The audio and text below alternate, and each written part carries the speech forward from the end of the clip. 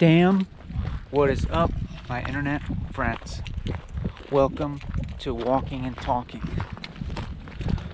I don't feel worried about what to say.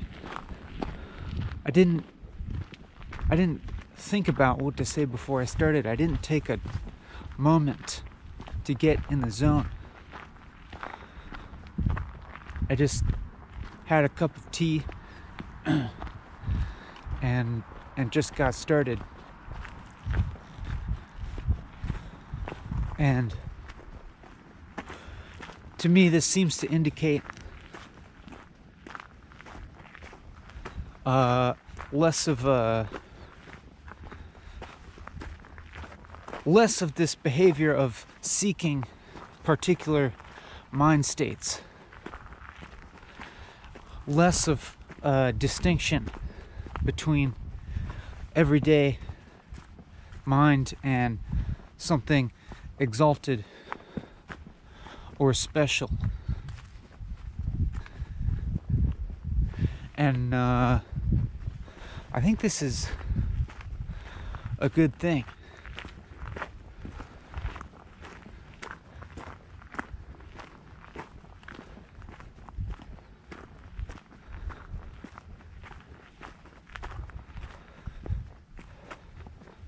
I mean, just to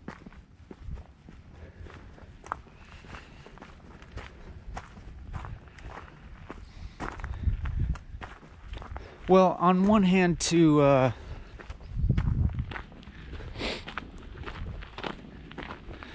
there is a kind of peace with being with the state you're in. Asterisk, because if you are actually with it, if you really are and not, just kind of like low level dissatisfied. But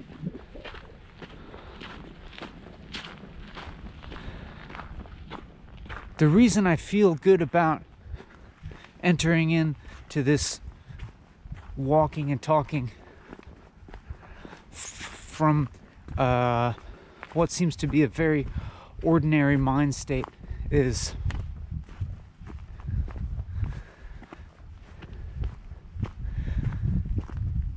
that I think that is sort of conducive to a long-term focus. Not a grasping thing. And over the course of the duration, I think that's really good, because something that I said in the last episode was like, this is kind of like going really deep into sobriety to the extent that you discover it to be indistinguishable from the opposite of sobriety. That is, I don't know, something psychedelic. And I was talking about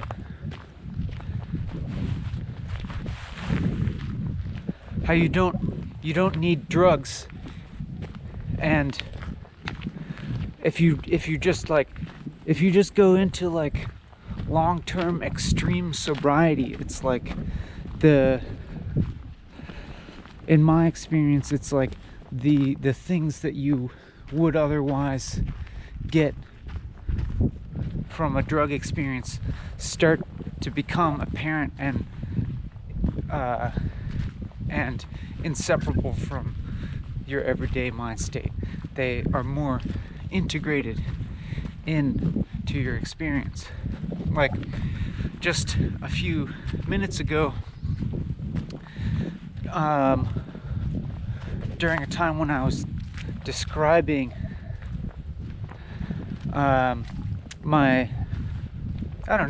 just describing certain acceptance of an everyday mind state. In the act of describing that, I started to notice again an element of wonder just at the observation of everyday mind state, like starting to talk about it and starting to think about, I don't know, so I was like, so I drove here and was listening to the radio and, you know, thinking about pretty typical things. Very ordinary experience. And then, you know, as soon as I started walking, I turned on the camera, I started talking, and just with no looking to change anything. Just kind of going through this routine that I go through. But in the act of just starting to talk about ordinary mind state, and which, you know, triggers me to just kind of observe my current mind state, but, you know, framing it as ordinary, thinking about, okay, what is an ordinary mind state? What is an ordinary mind state? What is my mind state right now? And is it ordinary or unordinary, inordinary? And in that act of just observing, I start to see that there is in fact something remarkable about the ordinary mind state.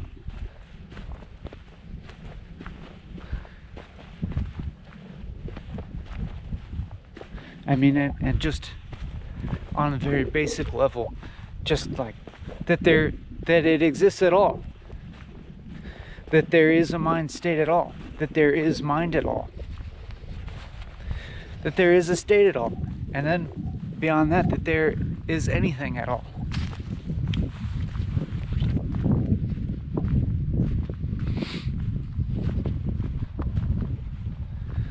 But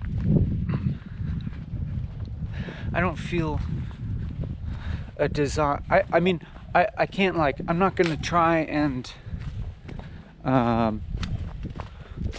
steer myself really into anything exalted. I'm not going to try and steer myself into joy or wonderment at it all or anything like that. I'm gonna just continue feeling accepting of the state that occurs. I mean, at least that's my plan. I suppose if I started to become unhappy or uncomfortable, then that would indicate not accepting or something. And if I started to feel unhappy, then I would have to question whether I need to accept this or whether I need to do something to try and change my state. But it's getting kind of funny to talk about that now. I'm realizing, because that brings up kind of a funny thing about willpower and tension, and as well as like trying to make some kind of prediction about the future, or, you know, what I would do if this or that happened.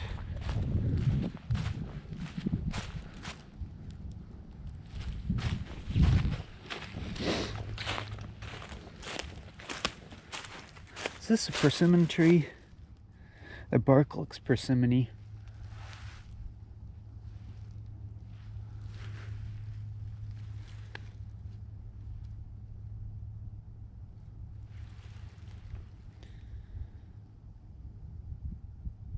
I don't know. I don't see any leaves that look like persimmon leaves.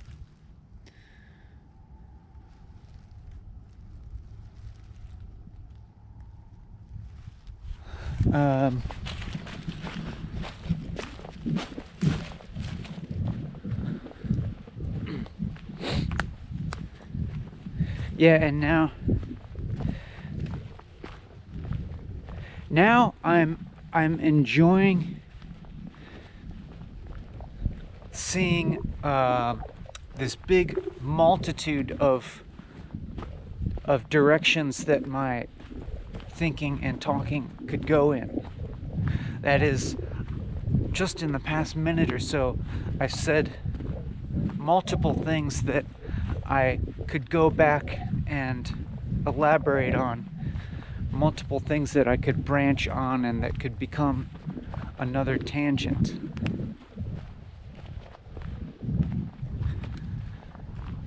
Like, for instance, the thing about willpower and intention. And this is one of the things that I really notice a lot when I do this, is since this process of talking involves so many decisions, and the field is ostensibly so open. Like, for example, I just kind of elaborated that I just realized that I have all of these potential options of ways to go with my thinking and talking, and I'm just kind of seemingly arbitrarily choosing one. And so it brings up this question of, like, why am I choosing one over another, and where does that preference come from? Where does that intention come from to choose to talk about one thing and not another? And if I look really closely, then I have to be honest that the intention, I don't believe, is originating from some interior fundamental me. There's not the little real me inside me that's, this controlling things, but in fact, if I look to try and find what is, essentially me, then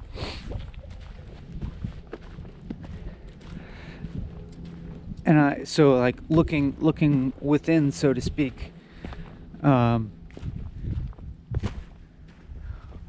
what that is lies at least deeper than the level of intention that I see arising, because I see it. I'm able to observe the intention arising the same way I'm able to observe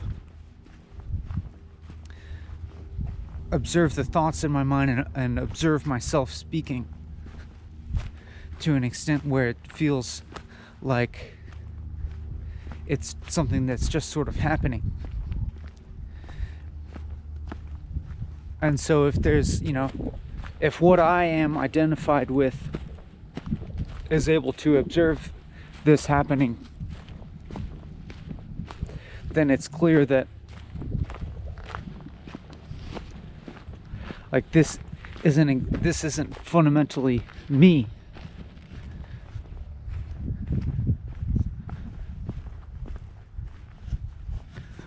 Or another way to put it is that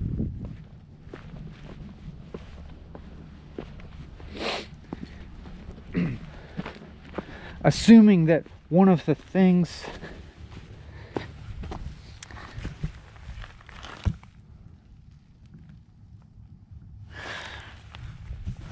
assuming that these thoughts and words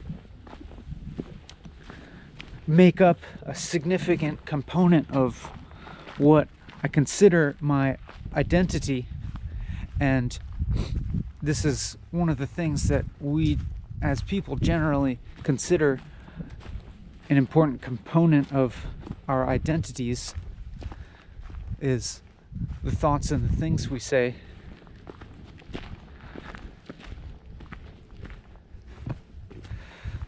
So to the extent that that is part of my identity, it sort of suggests that my identity is not in itself, it doesn't have like inherent autonomy or inherent solidity or inherent independence from the rest of the world. Because as I see these things arising, it's also apparent how they are also dependent on the other thought that has existed in the world that I've seen, heard, or read, other things that people have said that I've heard. It's not like this is all just kind of totally originating from within me. It's apparent that what me is, what this identity is, including the thoughts and the words that I am saying or experiencing,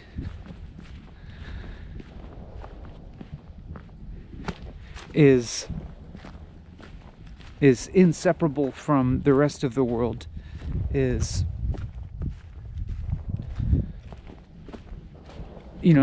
just merely one facet of the process that is the world unfolding.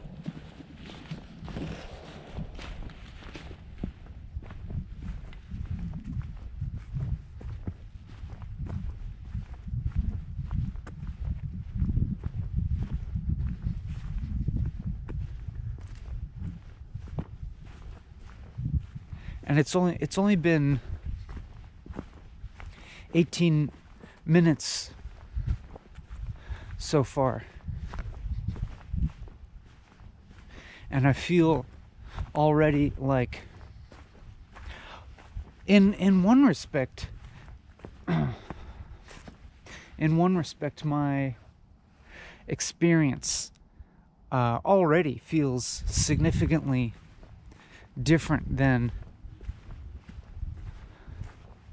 what I'm thinking of as my everyday experience, but also they are connected and inseparable. And another way of looking at it from this perspective is that in this moment, even the concept of everyday experience, I'm able to recognize as just that, a concept that an abstraction that I'm generating right now, but that one that is actually optional at the moment, that I'm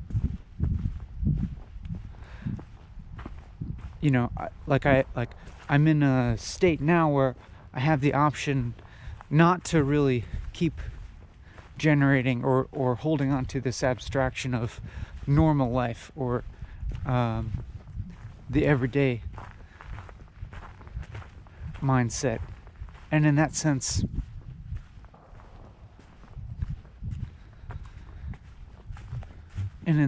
I feel like not a slave to that. In this moment, my experience does feel free from these everyday concerns, even though I know rationally that all these sorts of practical concerns continuously have to be dealt with. That, like, when are we really ultimately free from them? I'm not sure, but in one sense, like, this experience is totally dependent on, you know, my pragmatic needs being met to a sufficient degree to allow for this space. And that's real, and I'm grateful that they are.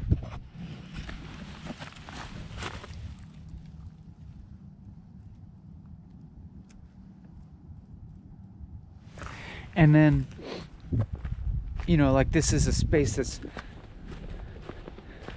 that's built on top of the structure of the pragmatic needs being met. But conversely, this space also has a downward effect on the pragmatic, on my pragmatic life, in that it gives me a different perspective, a higher perspective actually, on the pragmatic and on what my needs really are, and at times can allow me to see some things that I previously thought were real needs to actually be illusory and not really necessary.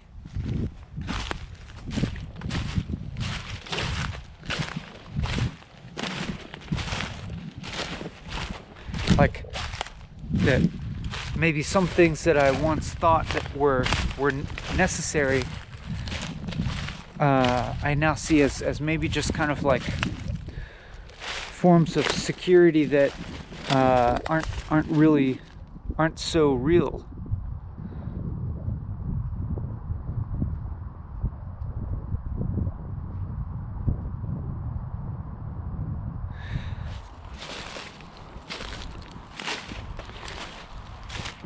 Maybe because some of those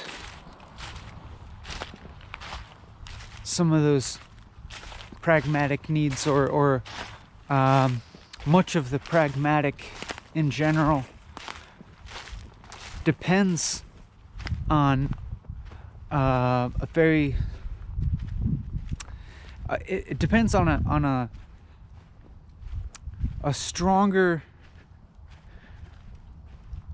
sense of the linearity of time, and it depends on, like, our projections of the future being like more weighty and heavy in our mind, worries about the future and such, and this like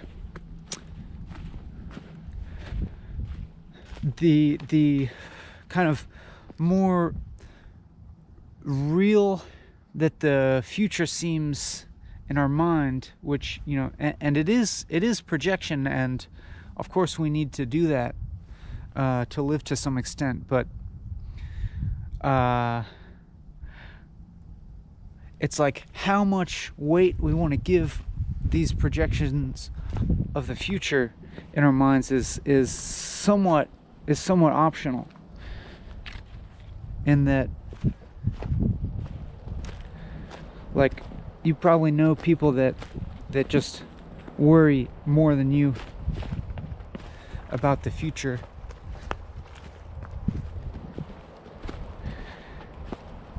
And you've probably seen people that kind of, you know, like, come up with these scenarios these possible scenarios of the future, which they worry about, and then which, you know, starts to degrade their quality of life in the present. And it's just a matter of, you know, to what degree we engage in that. Like, as we all do project in the future to some extent.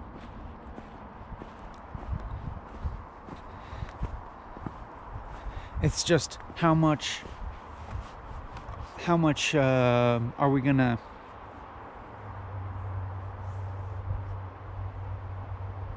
like, yeah, it's just a matter of to what degree. But like, so like an activity like this, I was gonna say maybe has this downward effect on the rest of my life, where in which it does kind of like soften up my conception about the future and about linearity, and thus about much of pragmaticness, or it tends to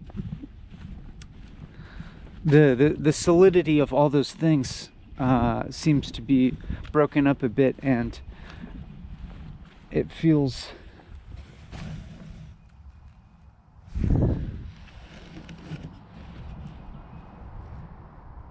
it's like material reality and pragmatic reality feel a little bit more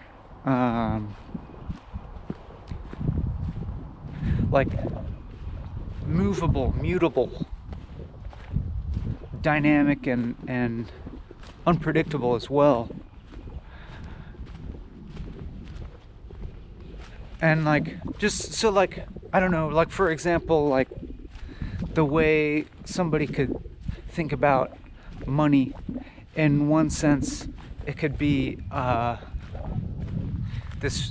we could think about money in a really solid terms of like exactly what number is in our bank account at any given moment, or how big our paycheck is. But then when we actually start to understand what money is and what it represents, and what it means in a more nuanced and more realistic way, actually, we understand that the value of it is changeable and mutable. It's relative to individual people in different places and different times, and that it is in fact an abstraction, a collective, abstraction that is representative of, you could say, energy. It's like a form of represented energy or represented time. Either one of those works. And then when you start to understand that, it's like, well, there's also money, but there's also time. And like, if we start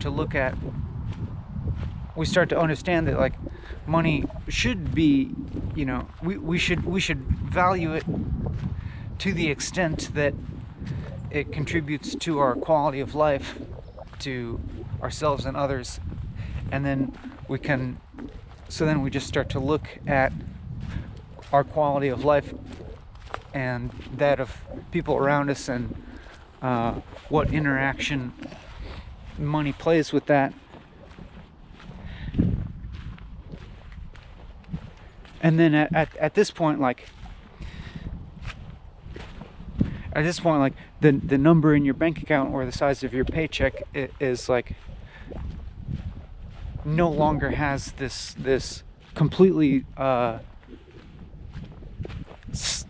solid, stable quality to it.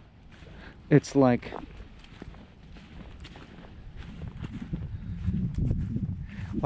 what that number means is now so mutable and relative to so many changing variables.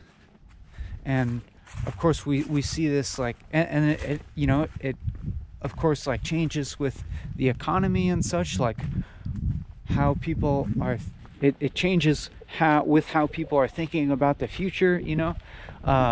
Some event happens that seems to pose a threat to the future of the economy, and then all of a sudden the money is worth less, and the stock market falls, and you know, the value of the dollar changes, and all these things. And then our own personal future has an effect. Like, you know, if we're like very old and think we're not going to live that much longer, or if we're, you know, or if there's something going on where like it's like your own future is put into more question, then it's like that money is like seems less valuable in a sense, or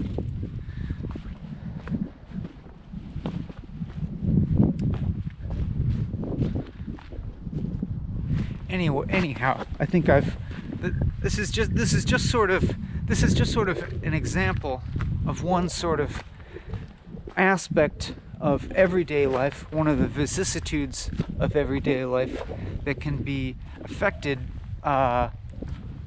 from above. And by above I mean from sort of a post-rational state of mind. And you know, if having these mind states like starts to expand and start to integrate more and more into one's life, it's like things can kind of open up. I mean, just in terms of your own experience. I mean, not just, but you know, not just. Like, your experience of the world can be so much more solid. It's not that it's not that it necessarily gets easier.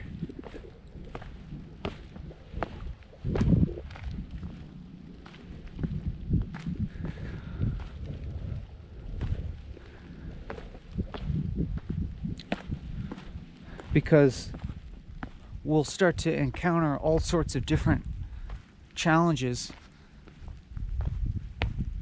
and probably even more complex and higher forms of suffering after we, you know, have a new capacity of like, you know, a new capacity of experience.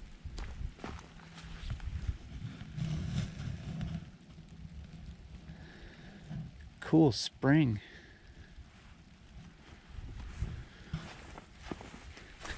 Ooh, and there's skunk cabbage coming up.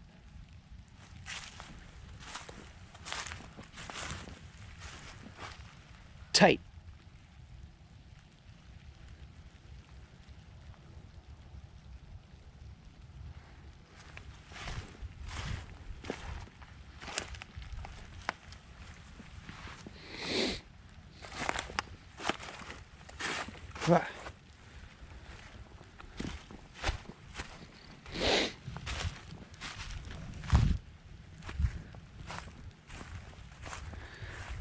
But I've kind of been finding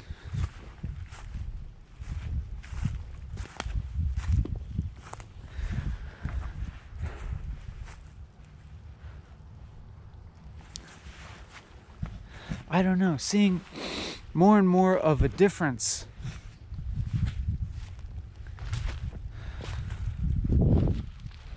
in my own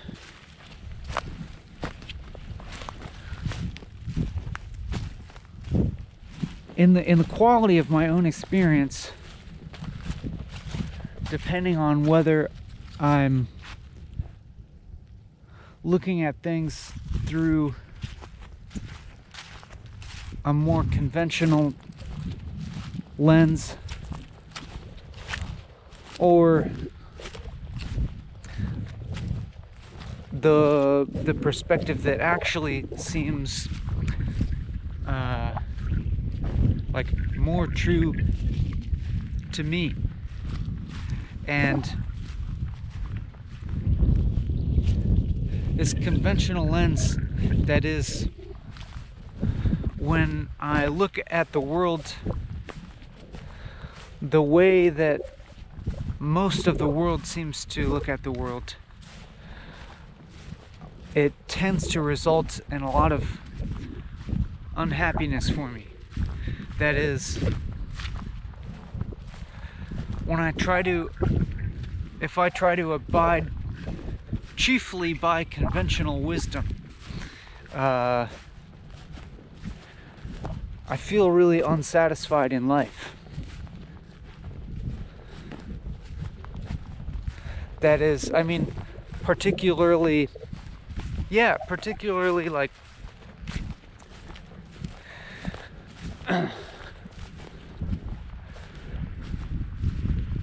particularly mainstream systems of value, conceptions of success, and so on. Mainstream measures of quality of life. I feel very unsatisfied, not only because my life viewed in those terms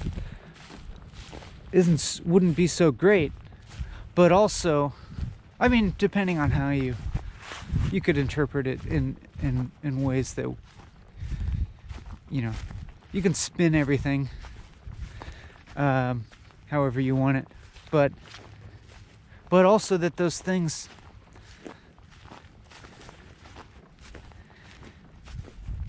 there's a way that I can view them as desirable.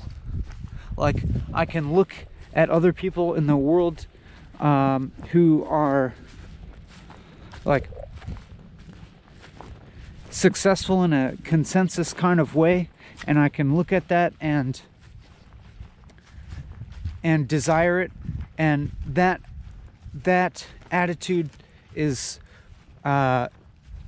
always synonymous with a really constricted experience of myself. Like, it feels isolating and feels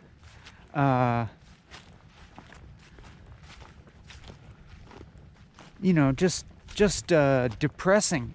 It's like that kind of view. It's also, I mean, you could say it leads me towards a individualistic way of thinking, and that's probably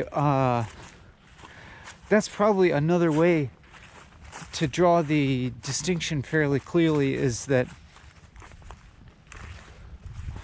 the mainstream notions of success are really individualistic, and just they seem actually totally absurd to me.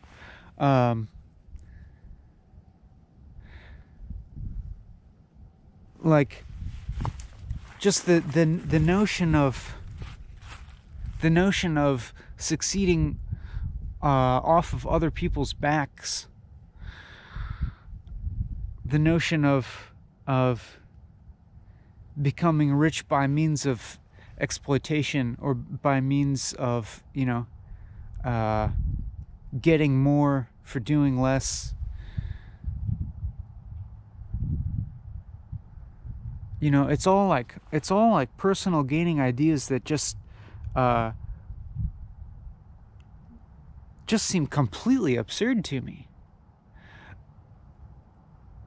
It's just like I feel like how could you just operate in a way that is so obviously taking from the world and call that success.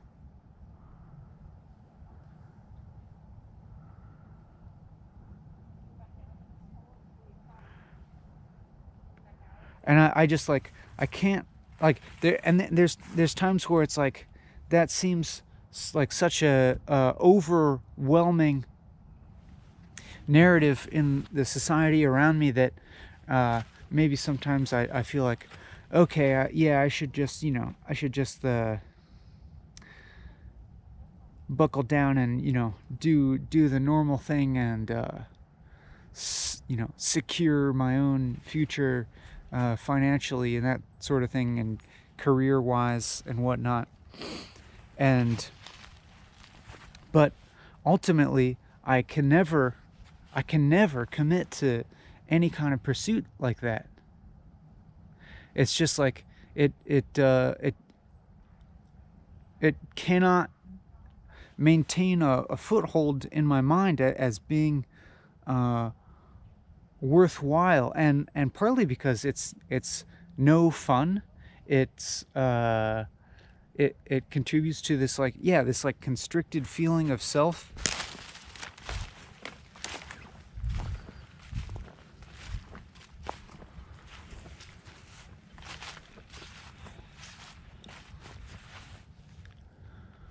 There's no joy in it for me. It doesn't make life worth living.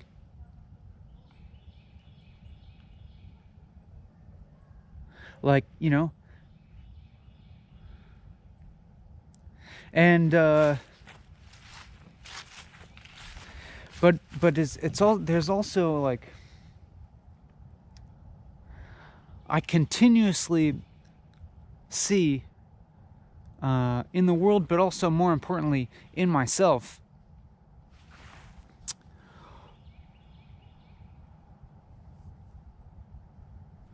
ways that things that I'm doing or that I might do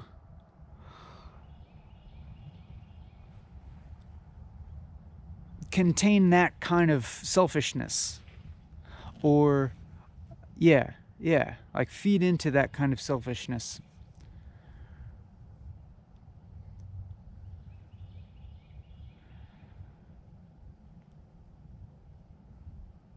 And it's like I need to continue on a process of looking at myself, investigating myself, and being able to identify characteristics or traits or habits or habits of thought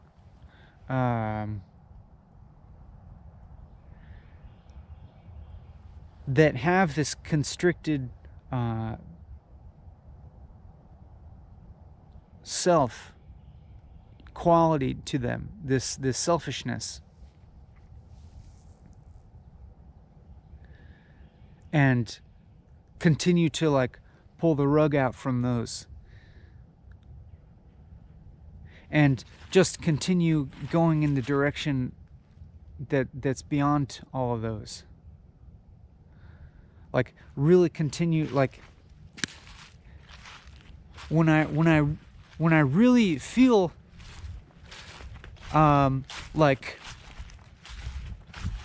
I'm living, like I'm making the most of this life, when I feel like I am like, actualizing the purpose of life,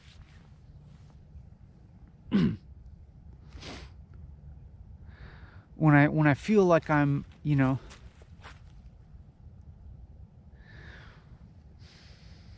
having the fullest type of experience that I could, or you could say the most joy, like tends to be in times when I feel as if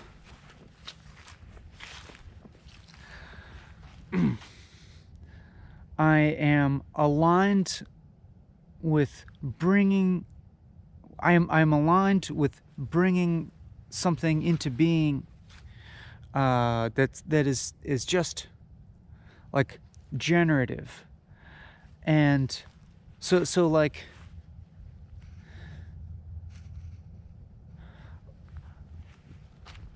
like there's many ways to describe this. Like manifesting into the world something like the most unique thing possible, or the thing that is the thing that is like, yeah, like most uniquely possible in this moment, in this world that we live in this time that we live in.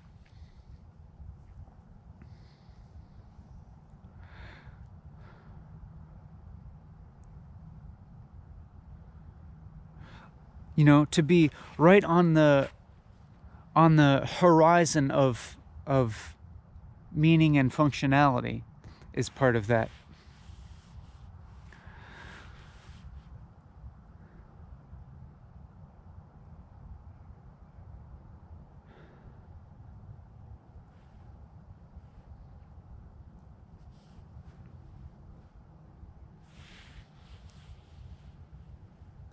And it's why, like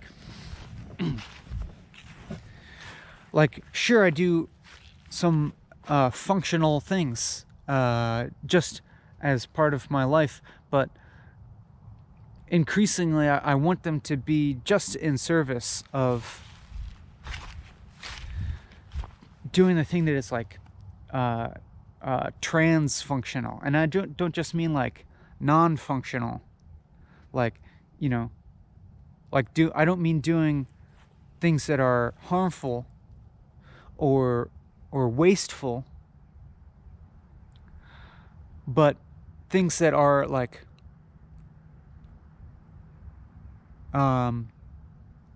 things that are that go beyond our current understanding of function and utility, and beyond our current understanding of meaning and values and morality.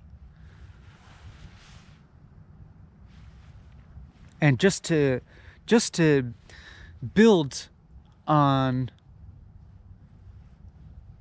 just to continue building on the most complex structures that exist in the world. And by that I'm talking about our structures, our structures of worldview, of intellect, of value systems, of consciousness as well. Like, take the most complex forms of those that I can understand, that I can experience, that I can, you know, comprehend, and keep pushing the margins of them, keep pushing into the horizons of them.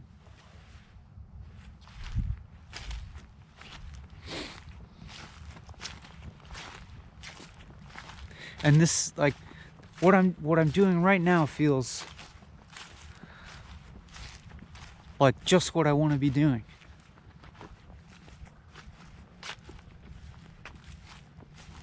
And it makes me so excited to be alive. And even though this is like, I don't know, that is maybe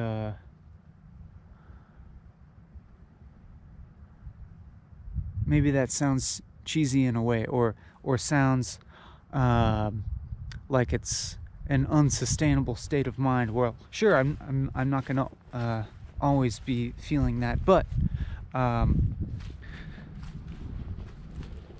doing this sort of thing and having this experience is like, it does have effects in the rest of my life, and like is continuing to shape my life towards allowing for this type of activity to happen more and more, and to start to weed out the types of activity that don't feel like they're pushing that horizon for me. Weed out the types of activities that just don't make me excited to be alive. And like,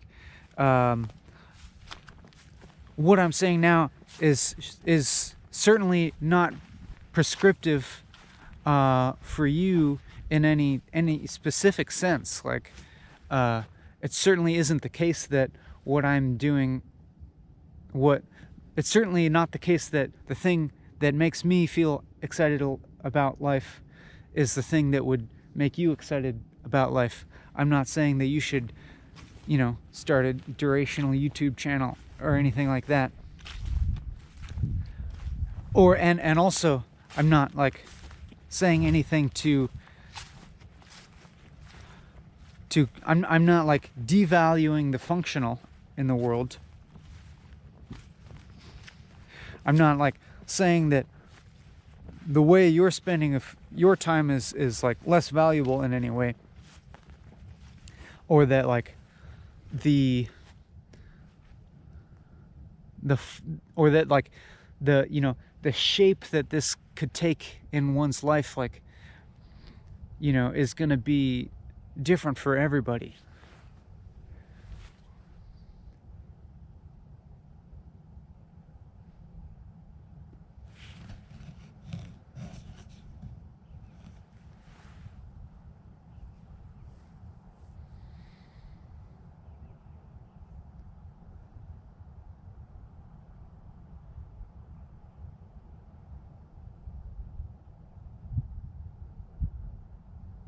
And similarly, I'm like, I don't really feel any sort of, I don't know.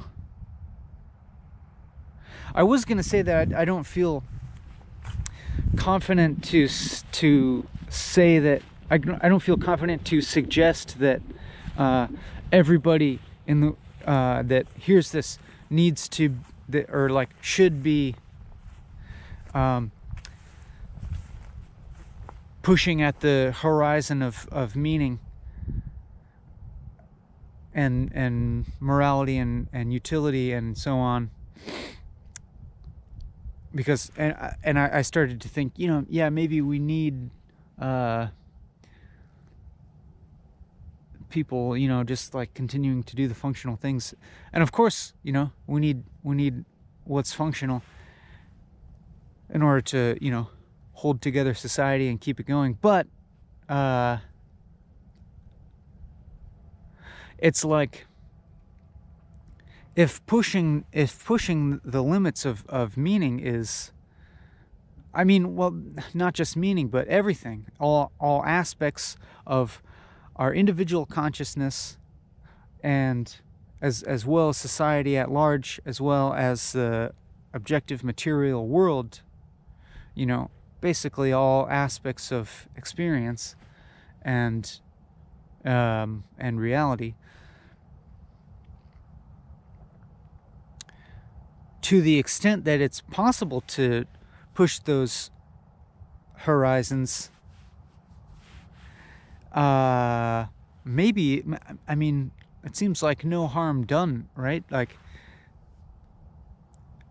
if it's possible to keep pushing those horizons, then it means, like, things are functional enough to provide a basis for that, Like, I'm just saying that,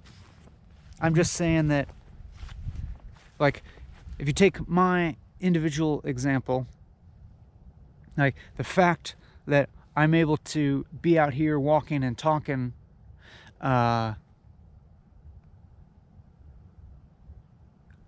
is in that evidenced already, is that like my basic needs are taken care of enough already, that I have enough food to eat and shelter and whatnot, and like a reasonable amount of material security for the immediate future.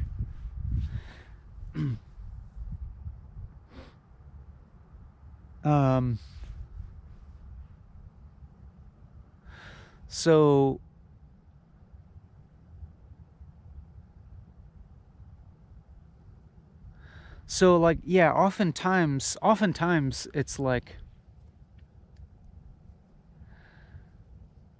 I can find myself just kind of trapped in thinking, worrying about about my practical needs, whether they be material or emotional or whatever, and this amounts to kind of worrying about the future, and this kind of thing, this sometimes does kind of prevent me from coming out and doing this sort of thing. And it's a shame when that happens, because when I come out and do this thing, like I said before, I get this whole wider perspective on what I actually need right now.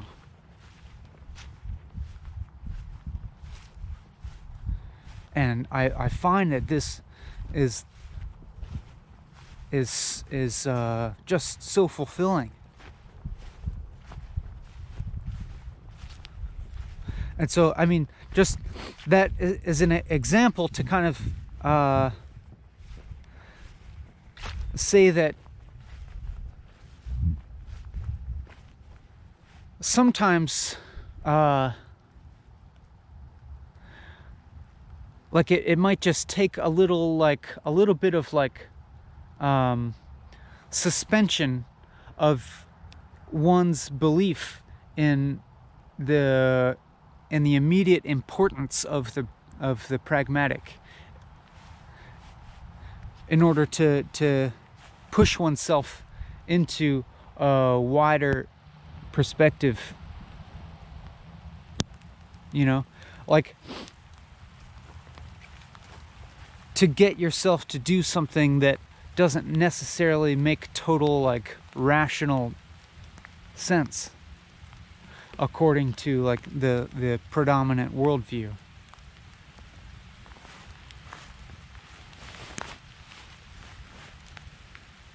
But it's ultimately very worth it.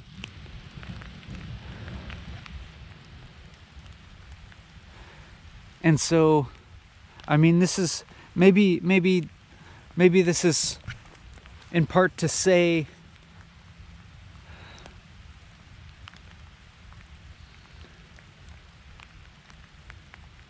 to if you have, you know, this feeling inside you somewhere that there's maybe more to life than you're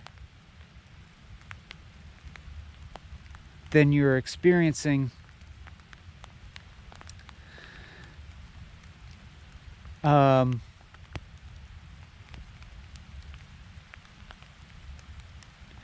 that, you know,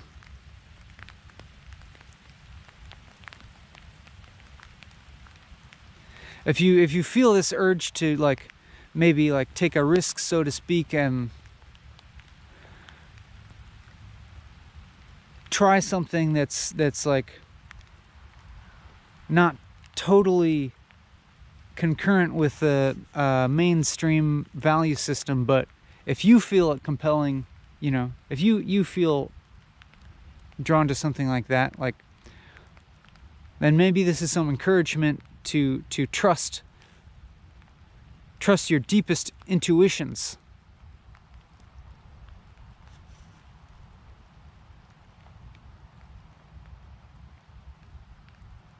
Trust your deepest intuitions, I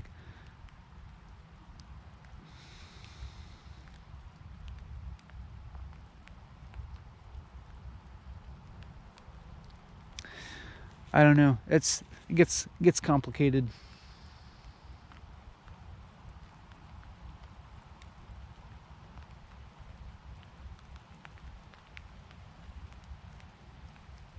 As of course I don't have real, you know, particular advice for you. I don't have specific advice.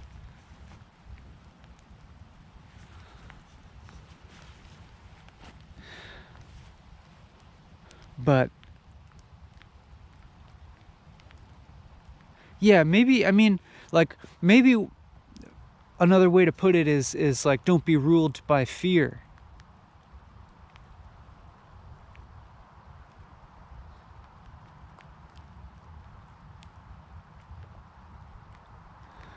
Don't be worrying too much about what other people think about you.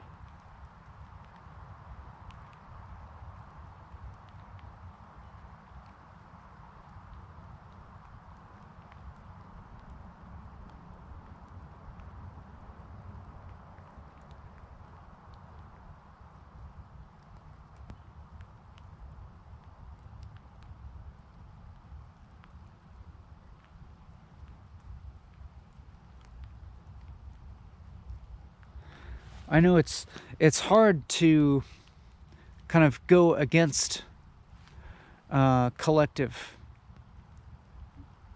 culture.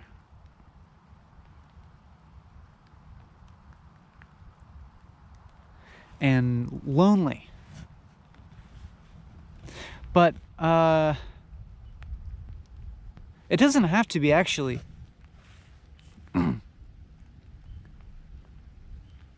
Like, I might feel some degree of loneliness and isolation when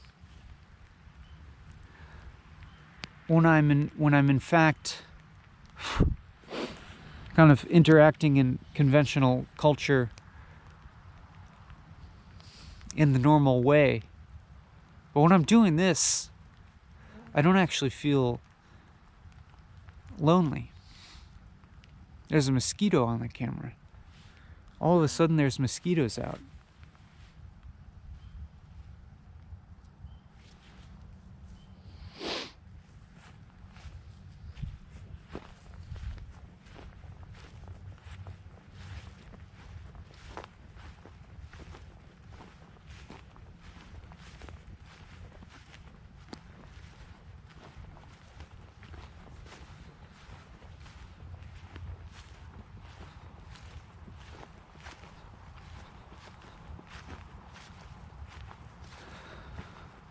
It's like I can very often well,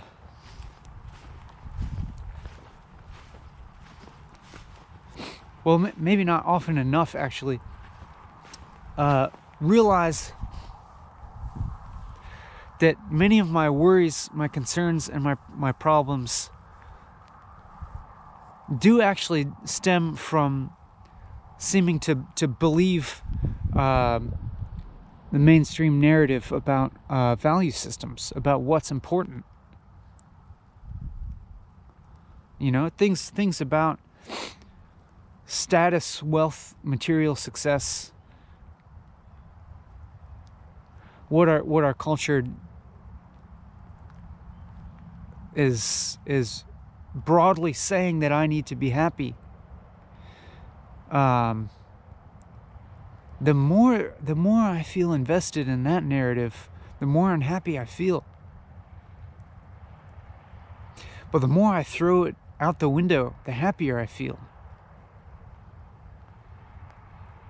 And like when I'm able to really actually just perceive reality clearly, like just look at this here, you know, and of course, perceiving reality clearly is a very subjective thing and always shifting and relative.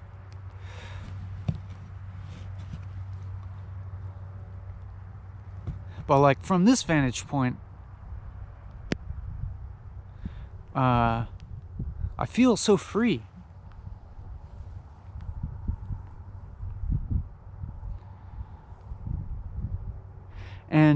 And that's free in a way that's not just about personal, individual, like, freedom of movement. While it's like, yes, I do have an astounding degree of that, for which I'm extremely grateful. But more so, I'm talking about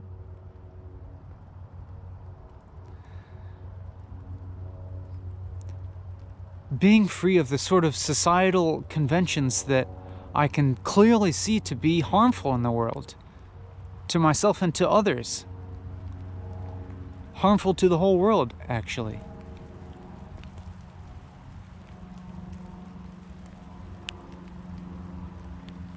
I'm gonna go ahead and say that, like, the mainstream worldview and its value system is extremely harmful.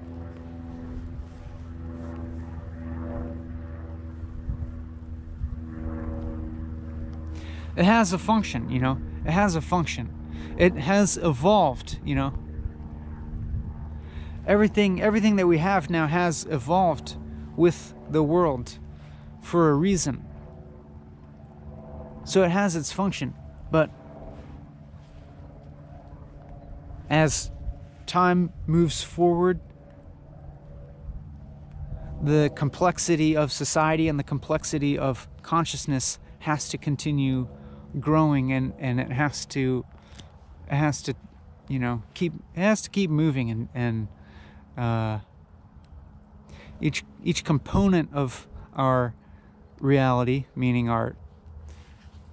including our individual worldview, our collective worldview, our objective empirical societal structures, all have to keep evolving in accordance with each other to keep working.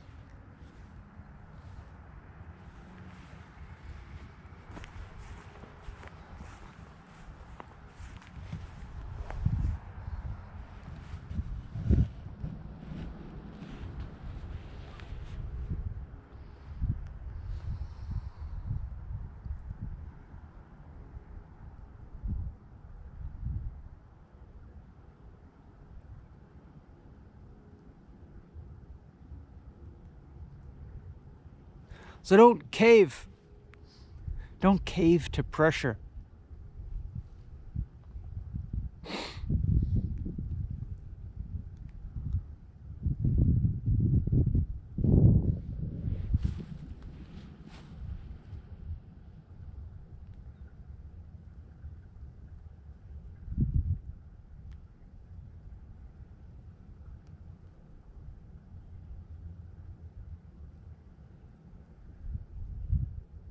Go for what really makes you feel excited about being alive.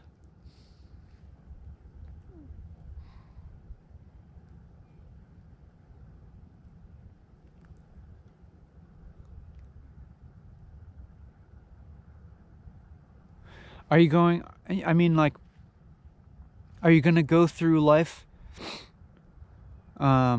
just kind of like serving selfish desires of yourself and of others?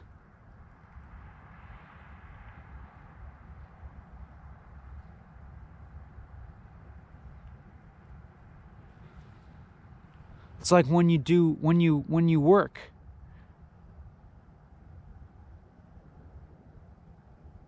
Do you feel like you're contributing something to the world?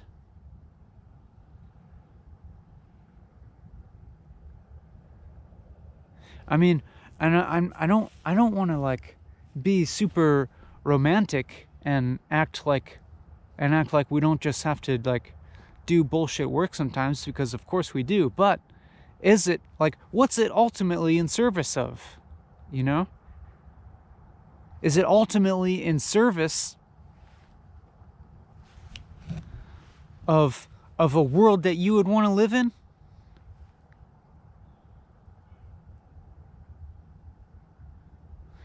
That you would want for future generations?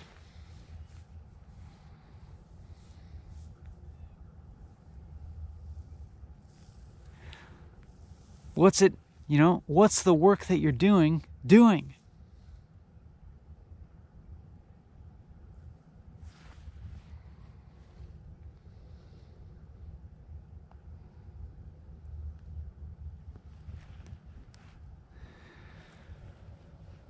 And it's not to say that, you might not. It's not to say that it's necessarily a bad thing to sometimes do some bullshit work in service of something that's not bullshit, like supporting a family or something.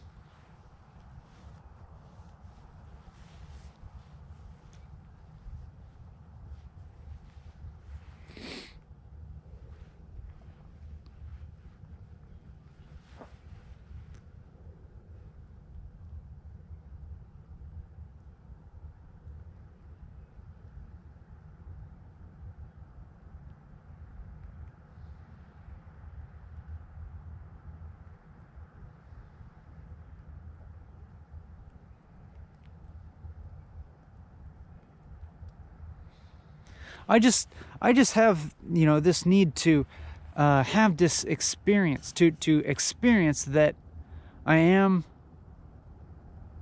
that I am contributing to the bringing into existence something that I want to exist, like now, like to have confirmation that something is actually happening now that contributes to a world that I would want to live in, that I would want to continue, and that like has that creates a reason to want to keep living, creates creates a meaning for living.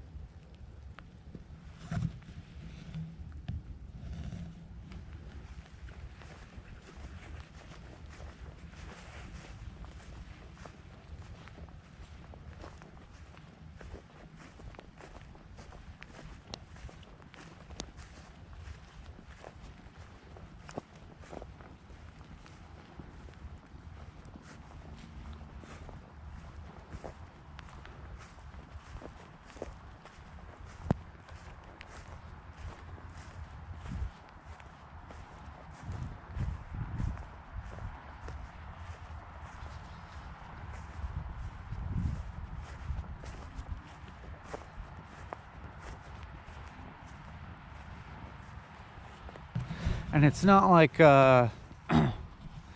it's not like my end goal is to like do something original. It's not about like me doing something unique or original. It's just that it tends to be that's the result. It tends to be that the end result of me looking for the thing that brings me joy and meaning and a reason to stay alive tends to result in something something coming into existence that didn't exist before, and that is different from other things that exist.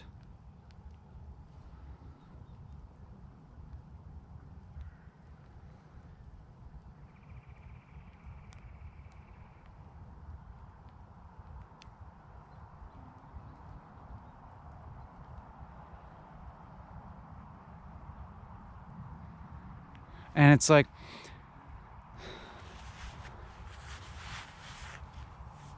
other people I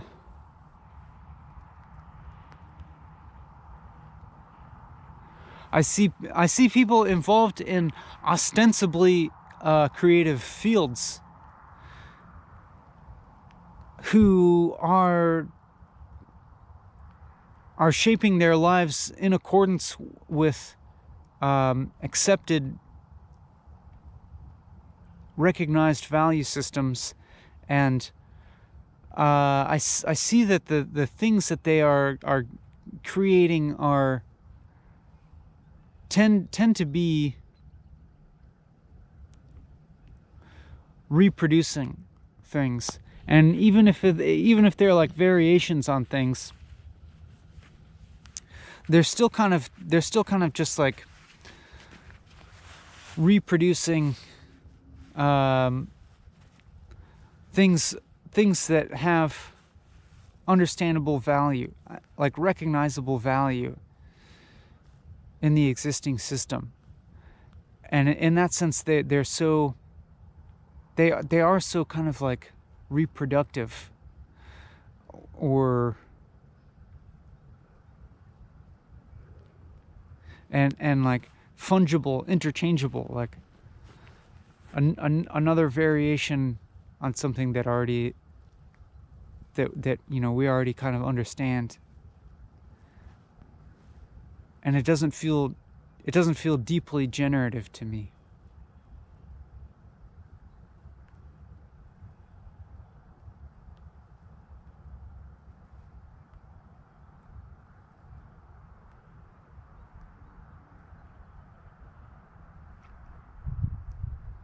and contexts in which that production happens has a big effect.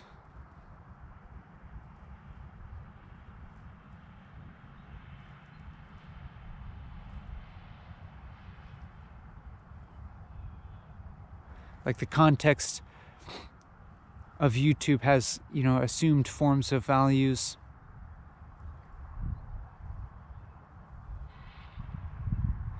Context of art has assumed it has gatekeepers and societal structures that of granting a recognized form of value.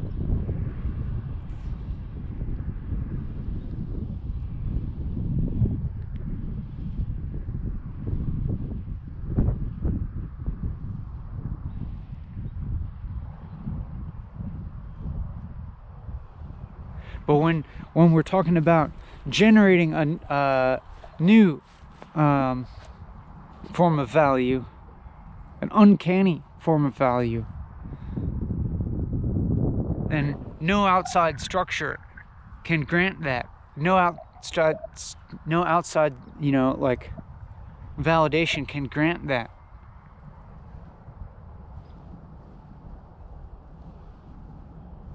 It can't even really affect it, really.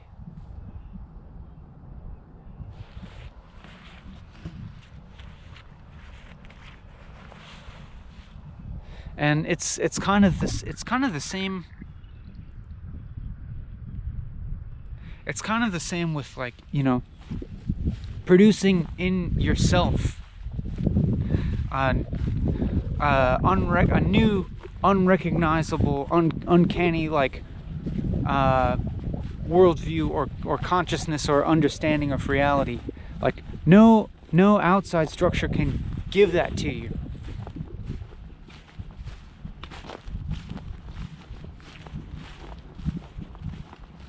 I guess they can help get you up to that point. You can like, to the extent that existing structures, like, maybe think about Zen or other meditative disciplines that are sort of like the worldly manifestations of what tend to be, from what I can understand, the manifestations of like, the kind of like societal manifestations of the sort of generally most leading edge of worldview.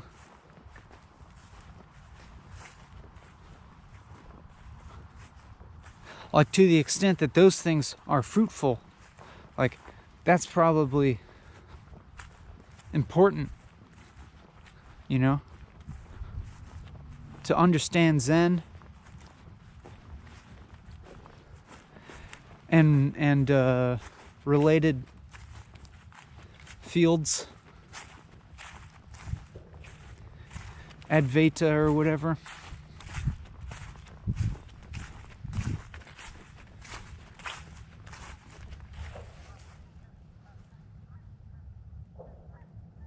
I mean, just in terms of individual subjective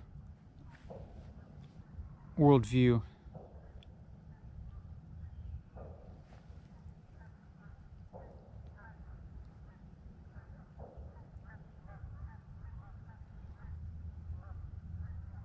Those are probably helpful pathways.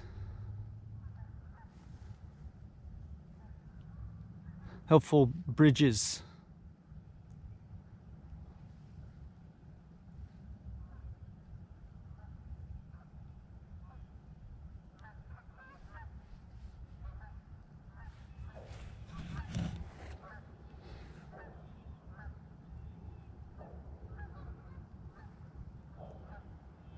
or contemporary art maybe, but it has a lot of traps and pitfalls.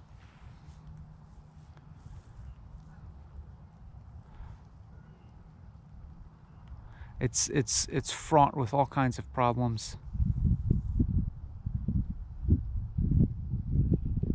that you just don't have to accept, you know.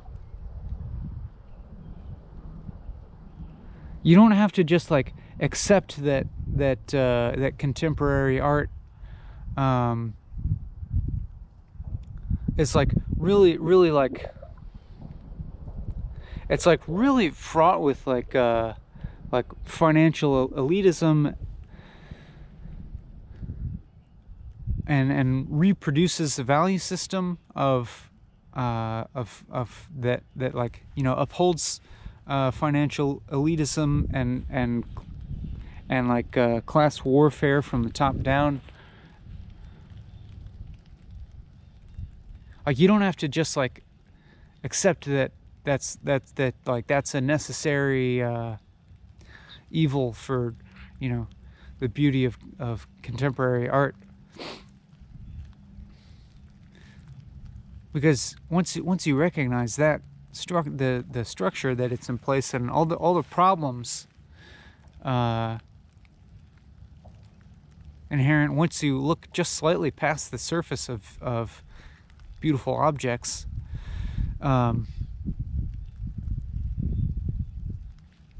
you're perfectly free to like throw that just all out the window and move beyond it, you know? Don't just make art, you know? It's like, then you're just settling for you are just settling for a recognized form of value.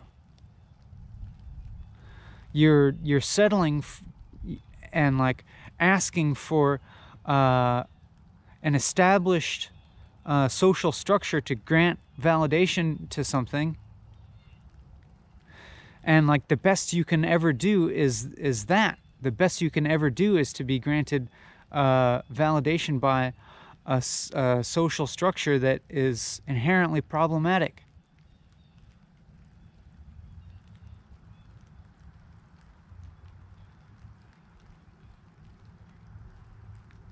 And furthermore, anything you do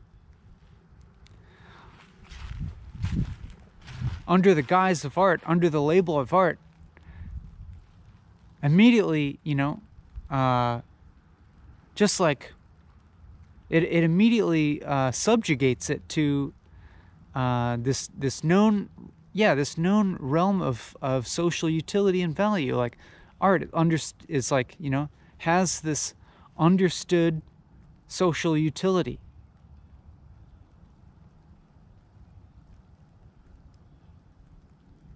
And so I feel like if you understand, if you truly understand the ideal of art, the ideal form of art, then you could never just be satisfied with just making art. Even you have to move beyond that.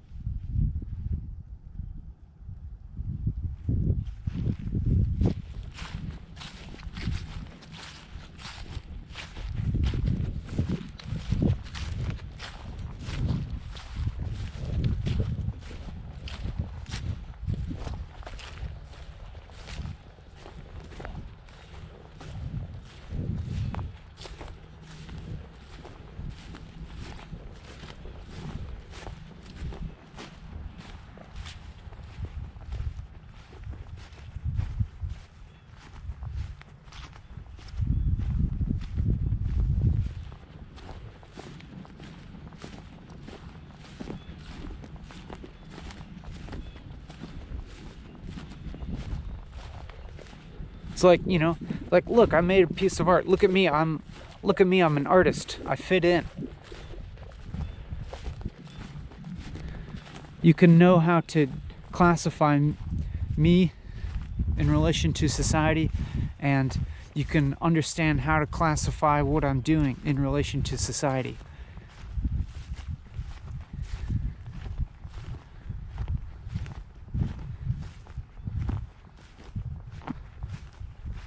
Because I act in coordination with our understanding of what art is and what an artist is.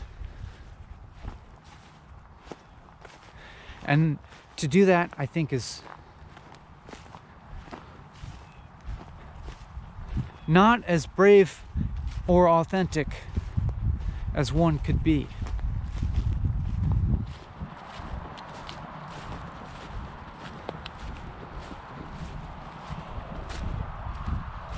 I mean, come on. You know this.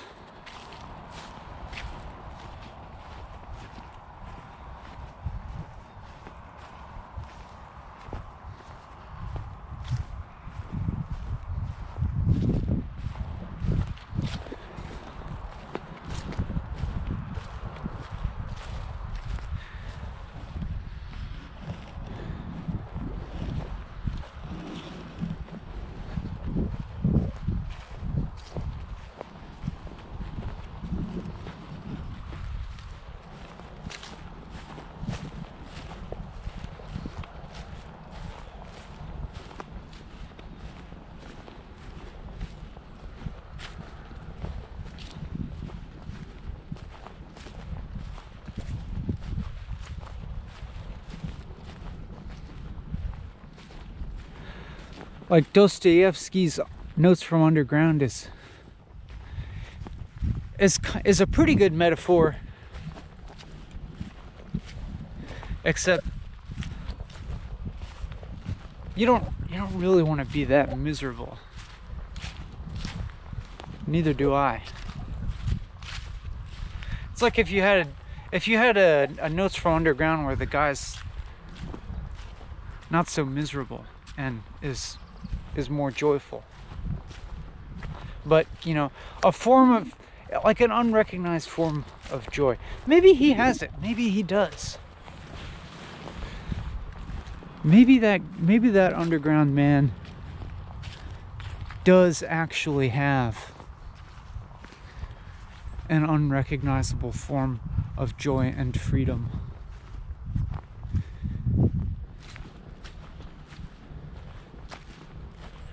That looks on the surface like wretchedness.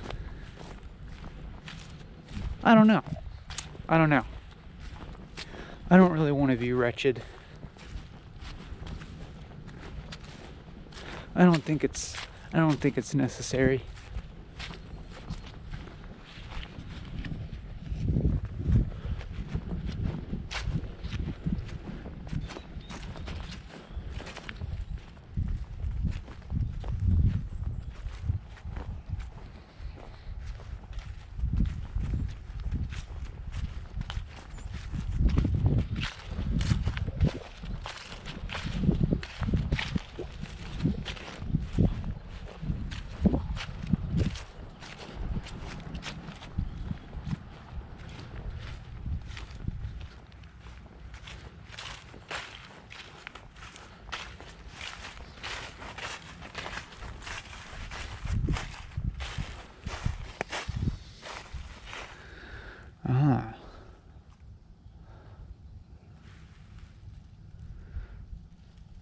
It looks like blackberries and raspberries. This bramble is not hairy, but it's thorny. And this one has all the little hairy thorns. So this one looks like blackberry to me, and this one looks like raspberry to me.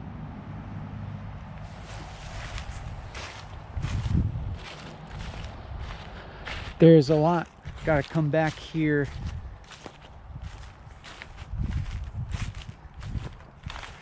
In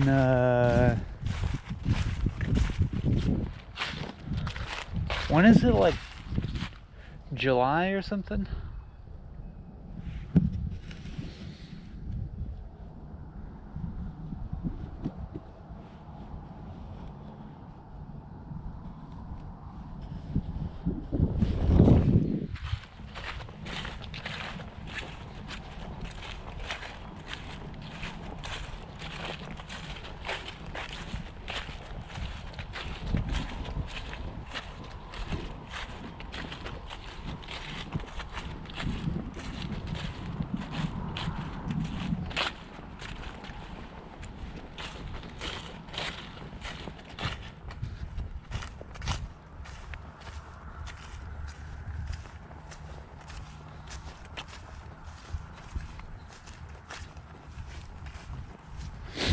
But it's difficult because you'll probably never get social reward.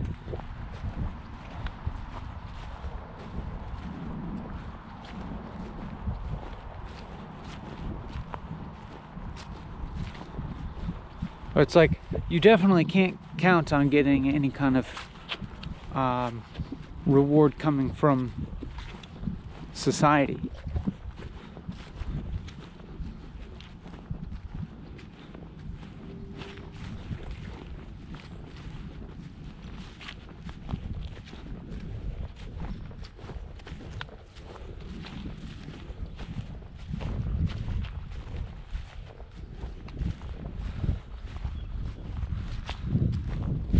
But regardless, you will push society along in however small a way, however small or large a way. And when your identification is something that's larger than just your individual self, then that's a form of reward in itself. When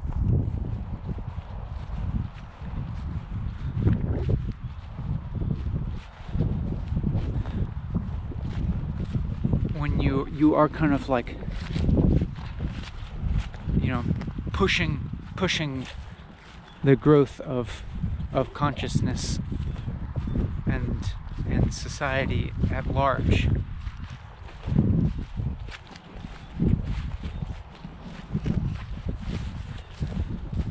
Because that's also you.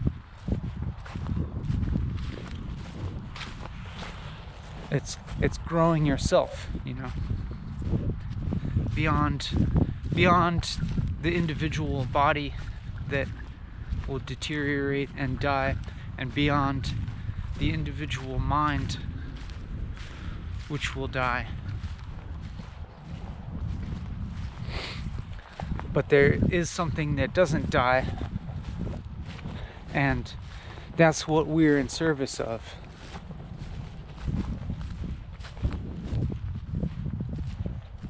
In service to.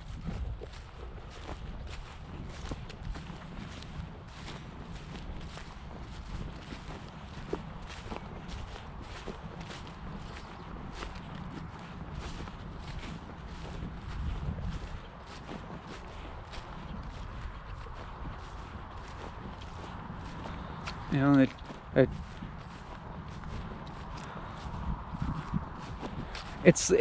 what it is like really aligning oneself with the telos of reality.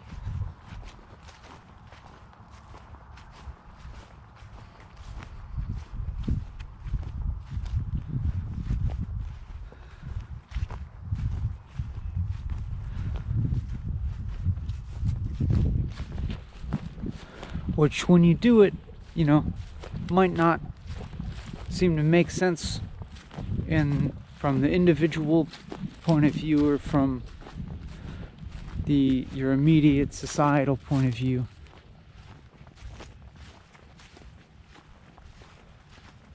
We're just looking at the big scheme of things. But simultaneously, we can look at the immediate scheme of things, the immediate here and now, the immediate experience, and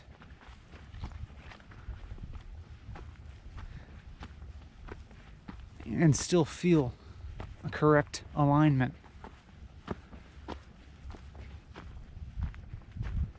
Now, as you know,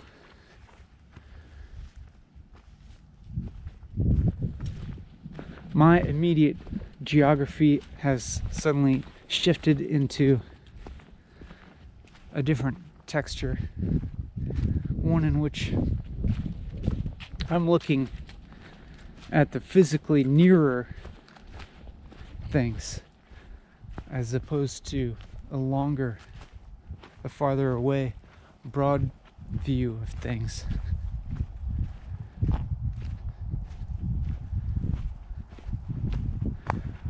I can shift back to talking about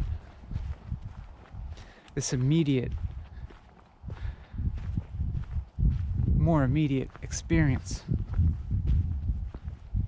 this immediate subjective experience. It's not different, it's not a different thing. It's just a different angle on the same thing.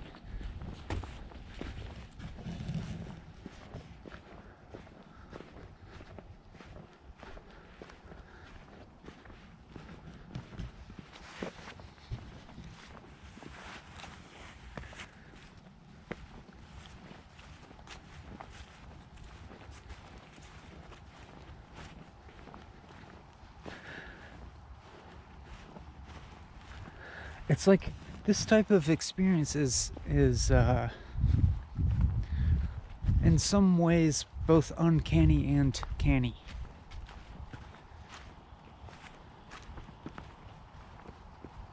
It's like, if I think about it from a certain point of view of like thinking about the history of my life and, you know, sort of the past development of my understanding of the world, it's like, who the hell knew that I would be, you know, walking around in the woods talking to YouTube for 4 hours? Like, I never would have predicted anything like this. And yet, at the same time, there's a certain feeling of familiarity to the reality that I'm inhabiting right now, and that it's like there is a kind of like coming home kind of feeling to this experience.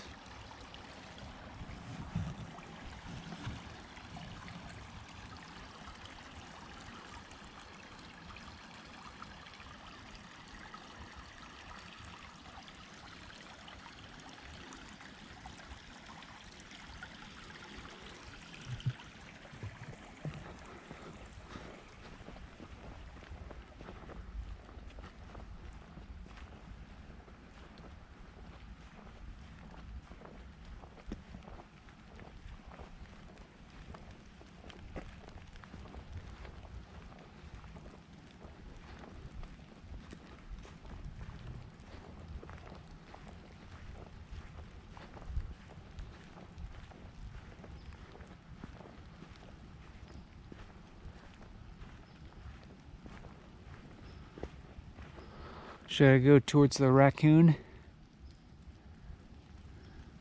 It's either raccoon or no raccoon. I'll go for the raccoon. Easy choice.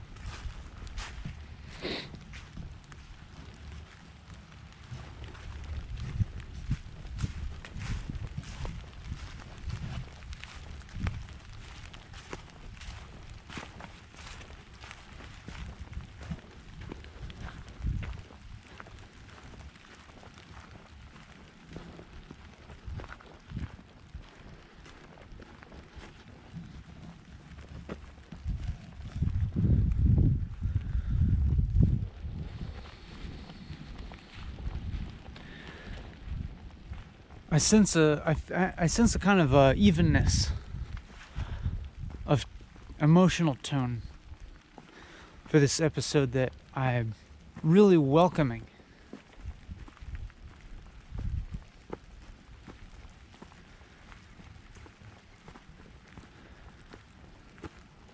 And it comes along with a feeling of recommitment to this project that I've had in the past few days. Like, I had taken some time off since the episode before the last one.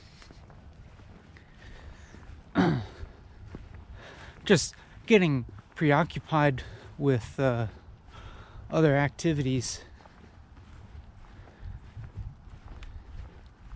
and concurrent with that, like certain like mental noise, mental fog, being pulled in all sorts of directions by all sorts of, like, I don't know, an overstimulated mind and relatively more volatile emotions. And then I came out and walked and talked, and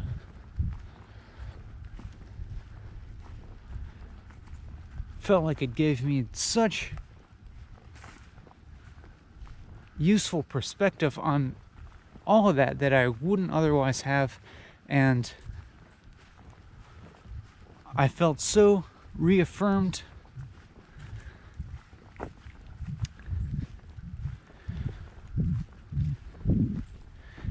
with how important this project is to me. It's like, it's the type of thing that doesn't make sense from the outside when I think about it, but from the inside of it, it's like, just like rings true like a bell with such clarity.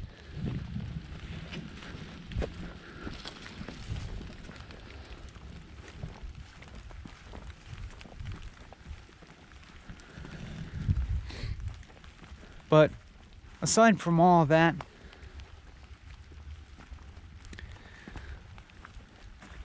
the lesson, you know, that I'm just continually reminding myself is just to keep going.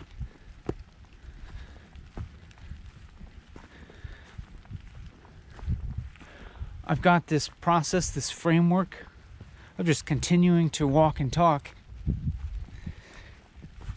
And if I just continue doing it, like, regardless of the other conditions, you know, whatever I might be thinking or feeling at the time, I just keep going, not thinking about, like, no concern necessary about whether I have something to say or not. Because if I think about this from an outside perspective, like, I'm wrapped up in my everyday life and think about talking for 4 hours, it's like, what the hell am I gonna say for 4 hours? It's not about having anything to say, of course.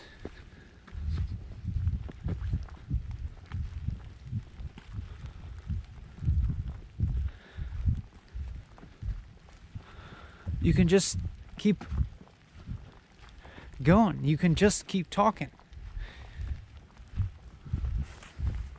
And in any given moment, there's like infinite things you can talk about in any given moment. Always.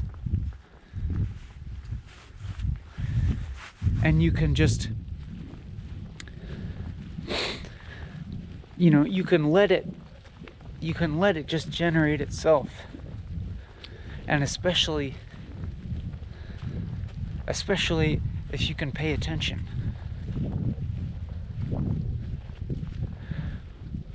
Like now, I can witness myself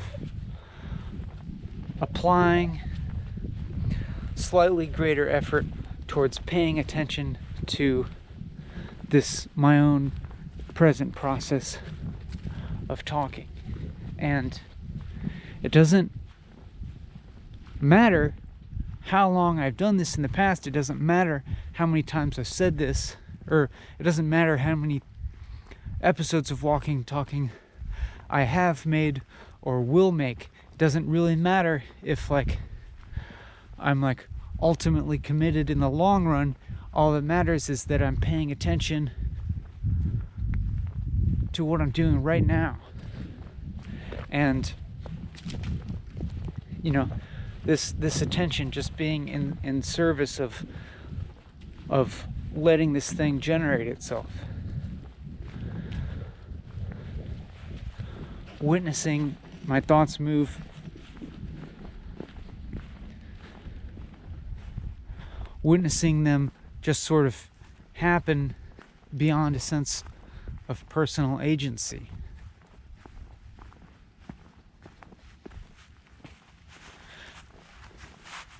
It's like my experience is of selfhood becoming so porous and transparent.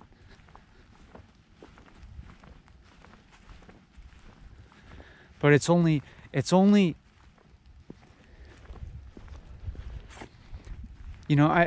like you have to keep that alive by continuing to move, in a sense. What do I mean exactly?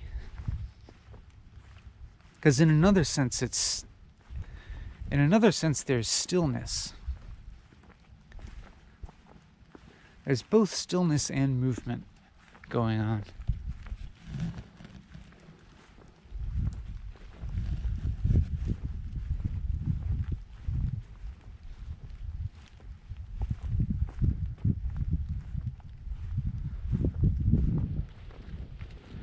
Movement in the sense that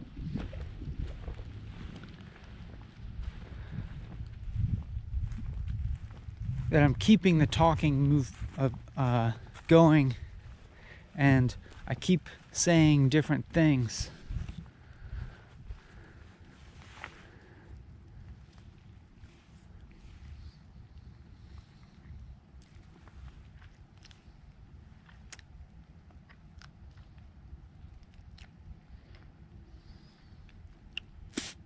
I think this is Black Haw Viburnum, maybe. Either Black Haw Viburnum or Nanny Berry. They're good, they taste like dates.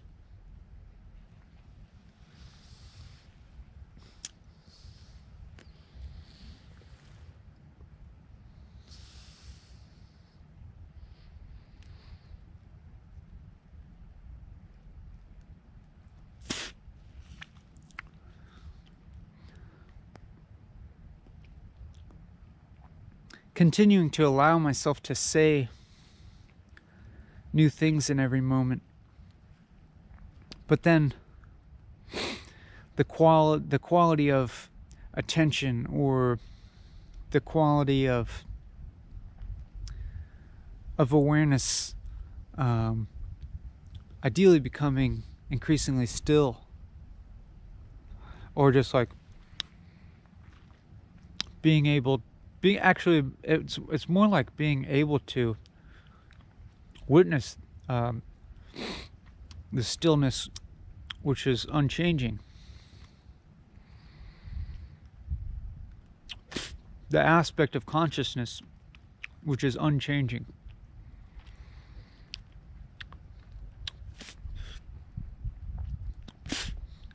Always present, but often clouded over and distracted from by thought. But maybe ideally in this situation,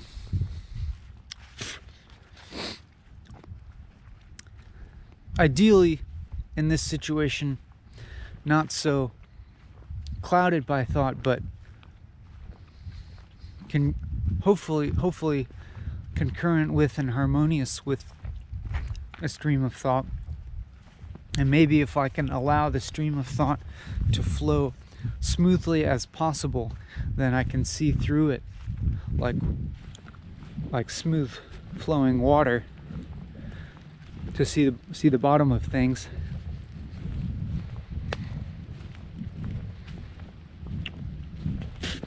Like just allowing the thoughts to flow through continuously without getting caught up with any of them, and thus like creating a smooth surface that I can see through to the deeper nature of consciousness.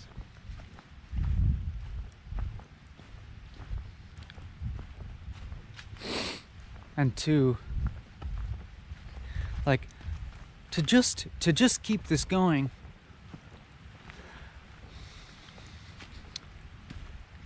without allowing, self-conscious thoughts to start to build up, which would tend to be, worries about how this is perceived societally and how well it integrates societally, whether it will bring individual social reward to me or not,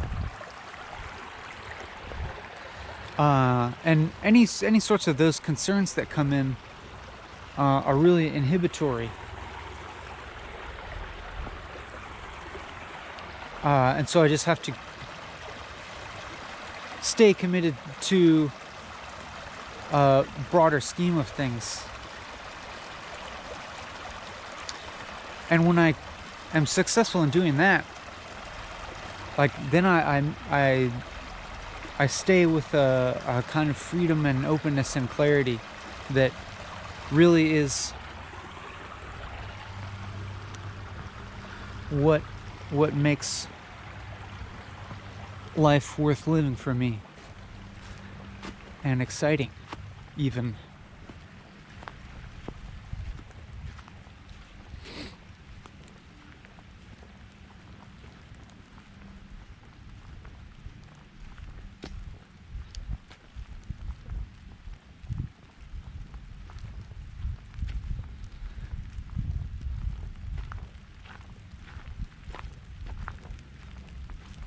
It's like, why wouldn't you, if you had a life, try as hard as possible not only to understand the nature of reality as well as possible, and the nature of your own life and who you are, what you are,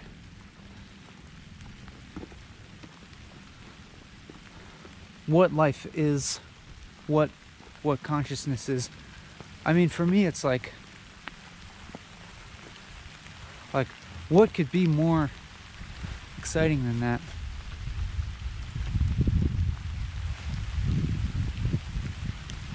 What could be a more useful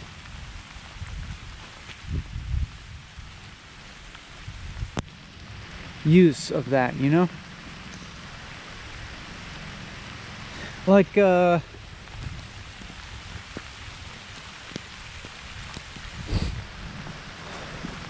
imagine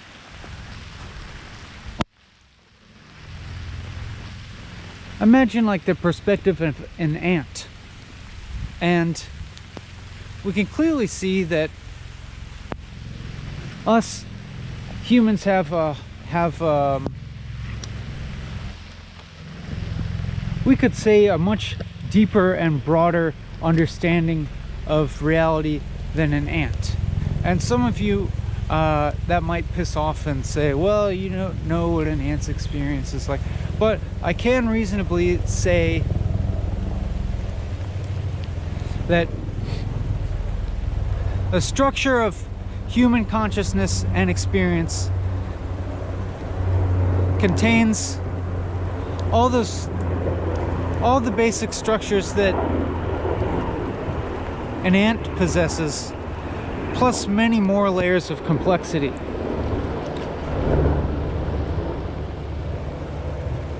It's like if you have an ant and a human next to each other,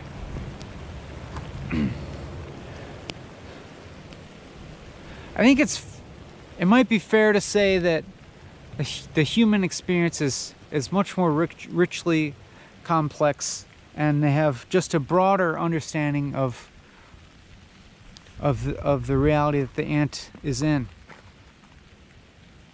So it's like, I don't know,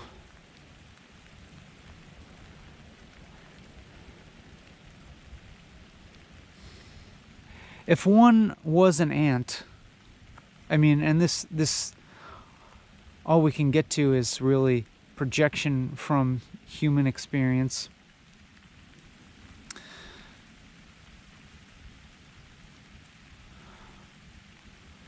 It's like you'd want to use, like for me, I'd want to use my ant life to just like, I don't know, to expand my understanding. I don't know. There's just a limitation, on the structure if you were an ant. But that's a really weird thing to consider. If you were something else.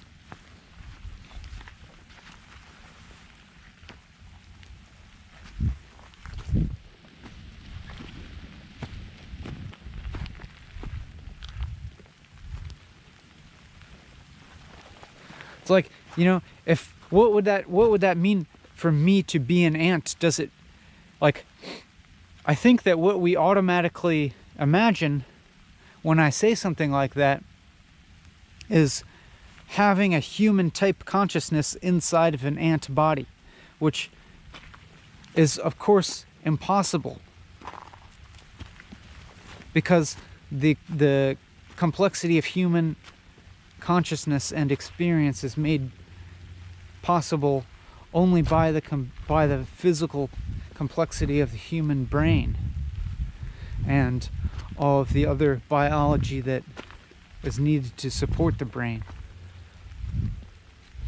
So, it would be impossible to have the human experience inside the body of an ant.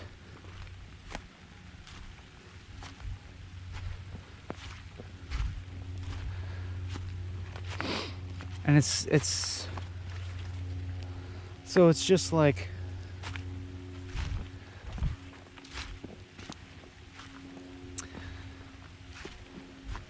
these rhetorical propositions of like, if you were something else, if you were a tree,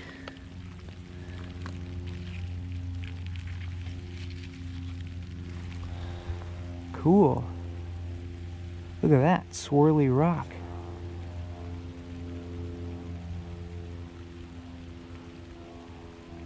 Noise. This seems like it'd be a good place to find salamanders.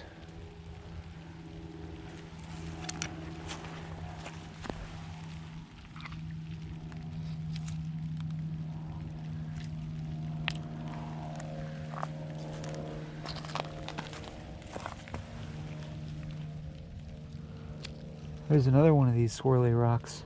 Look at that.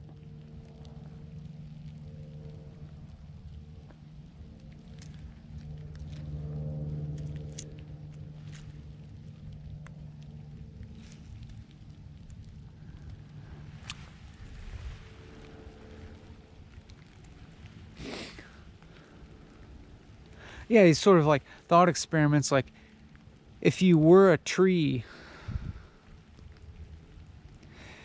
it's I feel like the proposition itself just involves some fallacies.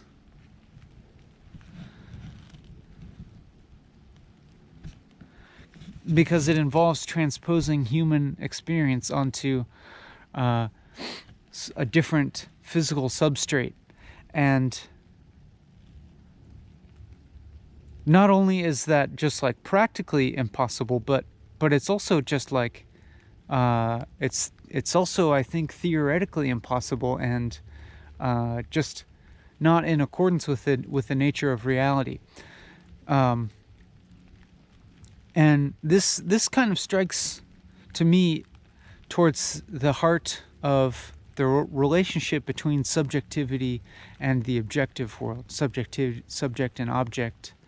Like the components of me, there's my subjective experience, and then there's the objecthood that is the material that makes up my body.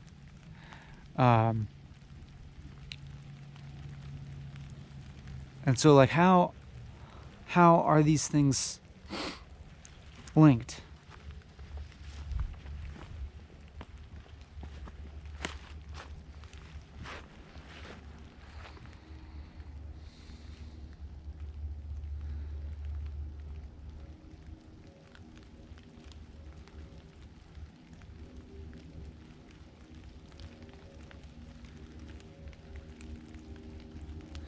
And this is really interesting because, like, in one way, in one sense,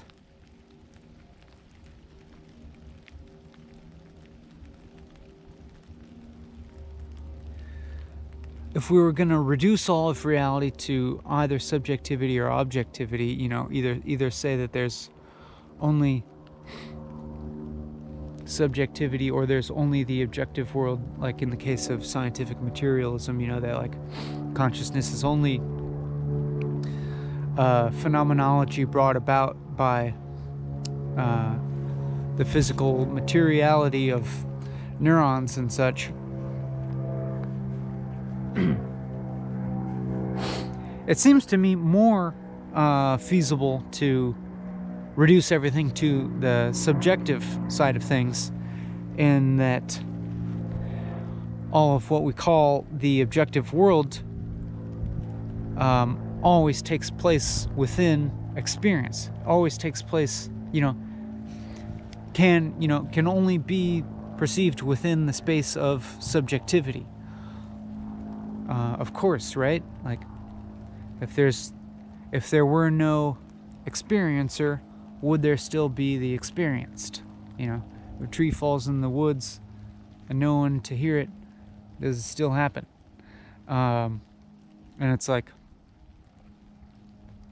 in a sense, it happens to the extent that it is experienced, like in a sense that seems in some way like incontrovertible. It's like the world exists to the extent that it can be, to the extent that there is experience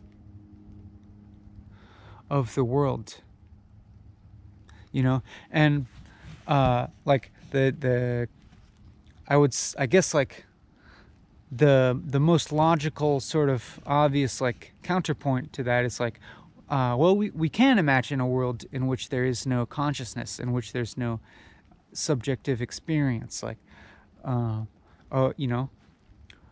world with no life, for example. We can imagine a universe with no life. That there doesn't necessarily have to be life for there to be the universe. Could have easily happened, right? And a universe could just exist with no life. Could still even happen if all life forms die.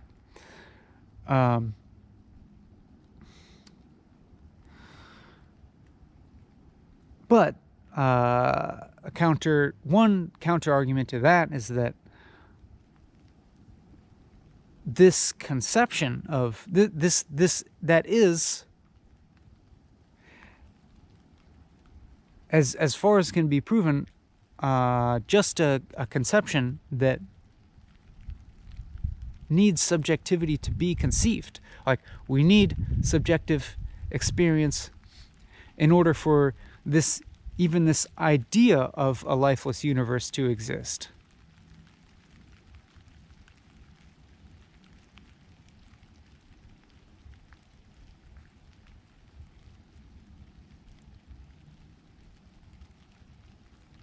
Like, it's like, to the extent that to the extent that the possibility of a universe without consciousness exists, that possibility can only exist in consciousness. That's the other side of things.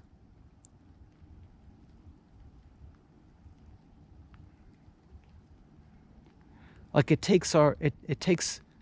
seems to take a mind to create.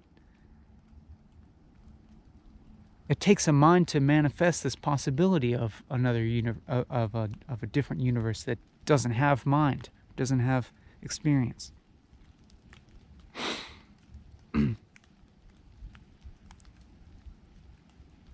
And then this also brings up the issue of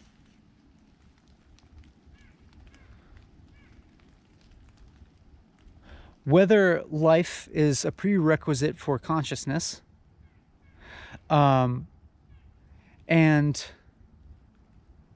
also we need to clarify that by consciousness and by subjectivity, we can't just mean the human experience. We can't just mean human consciousness and subjectivity.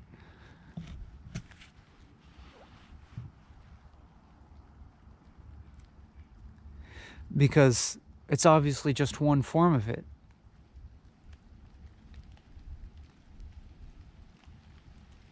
You know, we certainly can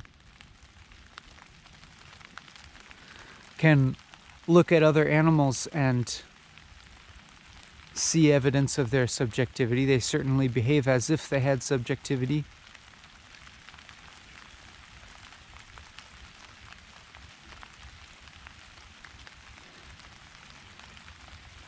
But the other animals that we look at, that we know of, that we understand,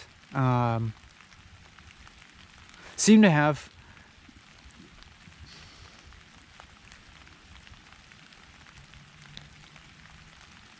a type of experience that we could say lacks certain levels of complexity that the human experience has.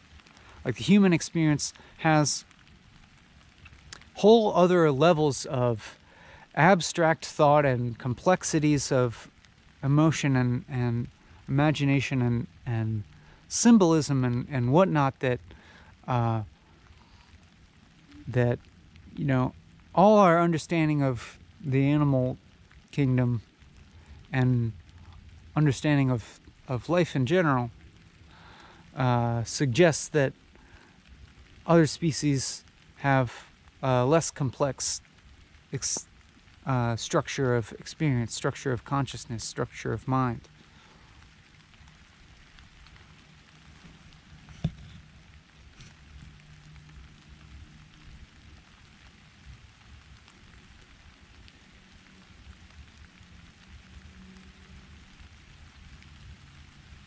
So isn't this kind of interesting that we seem to find ourselves at the very top of the hierarchy in terms of complexity of consciousness, complexity of experience.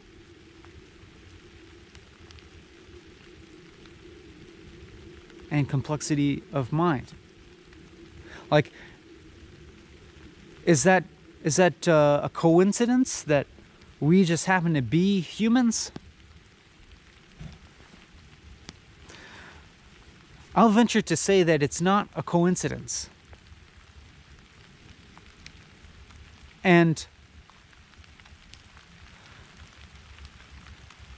the reason is that the objective world that we observe and understand, that we perceive and comprehend, perfectly mirrors our inner structure. It perfectly mirrors the structure of our brain and our mind.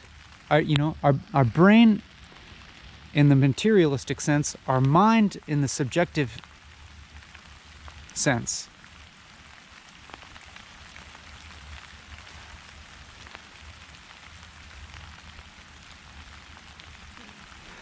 And so the level of complexity that we're able to understand in the world is concurrent with the level of complexity of our mind and our subjective experience. The world mirrors humanness in a way. We can perceive and understand subordinate structures of complexity, subordinate structures of consciousness, like in other animals, and subordinate structures of complexity of life forms and like plants and so on, because those are the structures that our current structure is founded upon, that you know, we've evolved. And when I say we've evolved, I mean both in the biological sense, which is in the like scientific material realm, as well as in our consciousness, and our subjective experience has evolved. You know, has evolved building upon complexity, layers of complexity upon layers of complexity. And that's why, like, we can clearly perceive this sort of hierarchy of complexity coming from matter to the most basic life forms, cells, to plants, to animals, and then, you know, animals with increasingly complex brains and increasingly complex emotional life, and like, you know, and thought, you know. We can perceive all of that, like this great chain of being.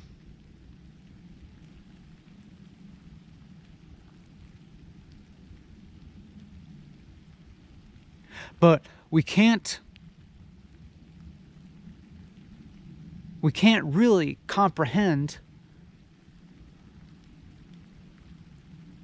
anything that's like higher than ourselves.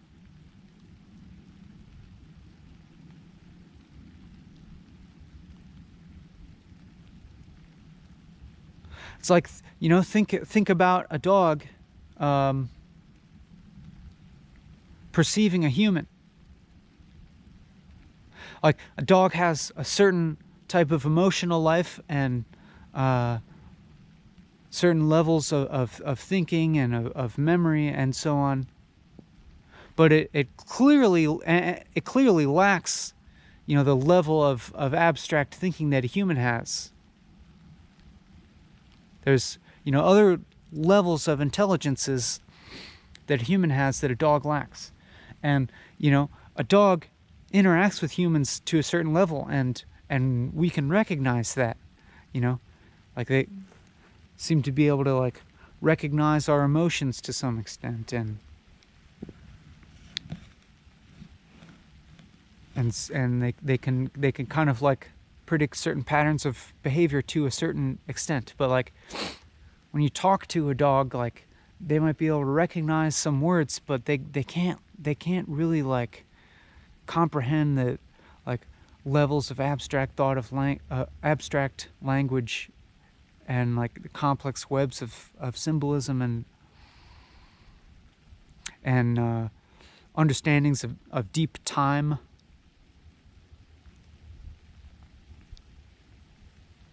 Or like really complex understandings of cause and effect.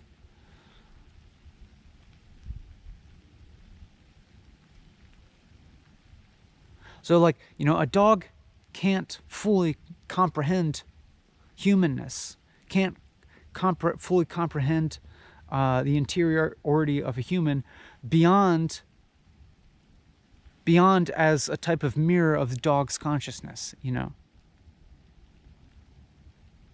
It's like the extent to which a dog comprehends a human is like very much mirrors the level of complexity of dog's consciousness, a dog's experience.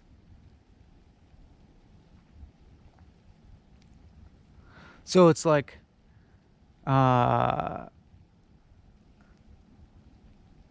taking that as a sort of example, what you know, it certainly suggests that there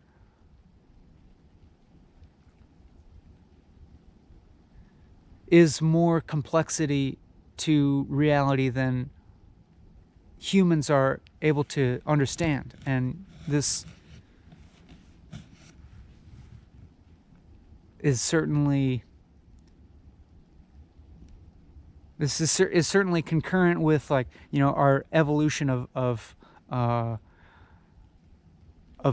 human worldview, evolution of human society, evolution of science.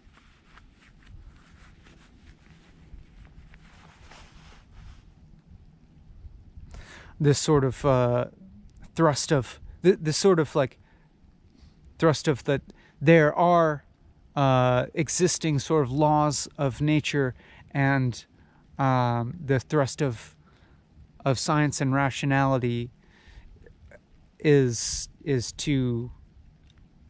that we have limited understanding of them, and we can get closer and closer understanding of them by continuing observation of reality, and, you know, testing reality.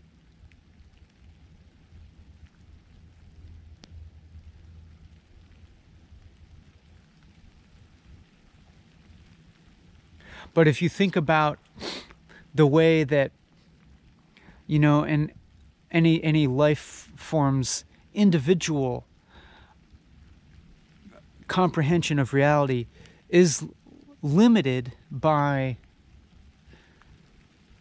its biological structures, you know, the structure of its brain, and therefore the structure of its consciousness, it would suggest that human understanding is limited by our biology. But also think about that they're already, you know, if you look at the Earth as an interconnected system, you can look at it as something that contains all the complexity of the individual human mind, and beginning to have something more, a higher order of complexity, which is, you know, the interconnected, like, noosphere. You know, you look at the internet as a web that's connecting minds. You look at the body of human knowledge as being something that doesn't exist in any one particular mind. Start to look at society as analogous to an organism.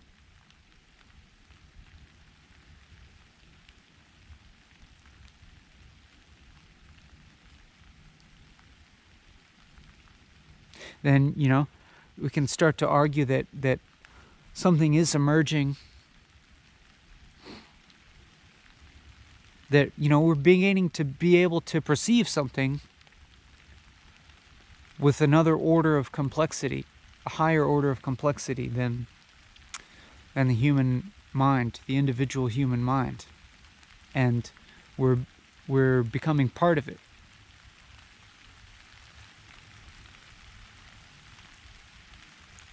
And so, like, I can perceive me here as an individual human, and I'm interacting with the internet in a way that like, I hope for it to be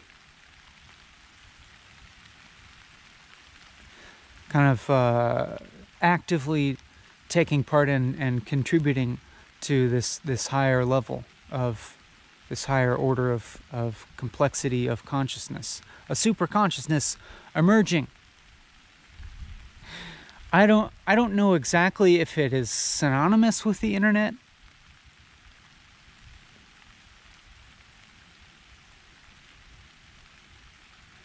but as far as I can discern, the internet interconnecting millions of human minds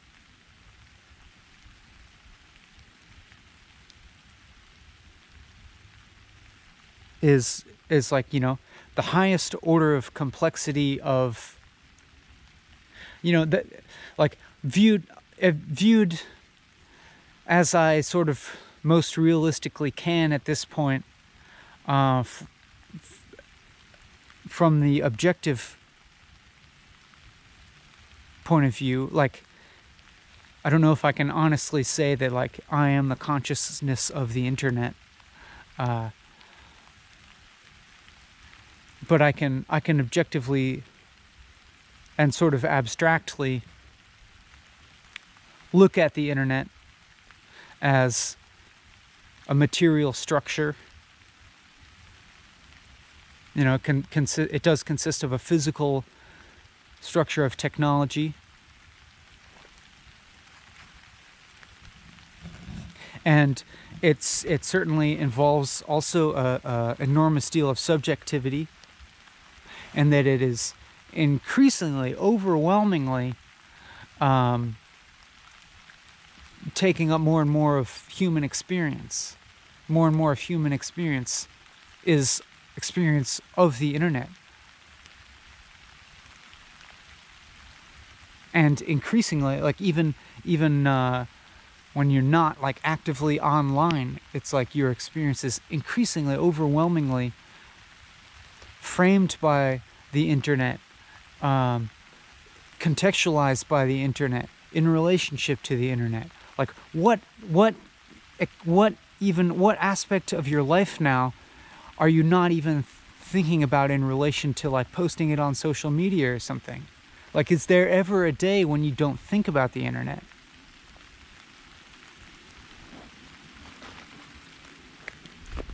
Like, how I'd be interested to see, like, how long people can go without thinking about the internet, without relating some aspect of their present experience to the internet.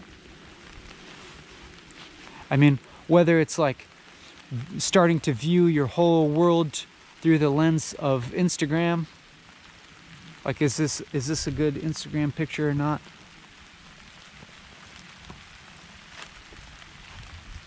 Or every little like anecdote or interaction you have being viewed through the lens of Twitter. Like, is this a good little Twitter story or Facebook story, etc.?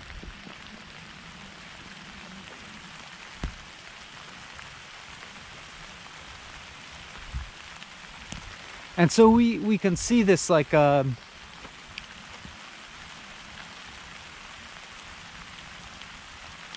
this just incredible intersubjectivity of the internet, and, like, becoming so increasingly prevalent that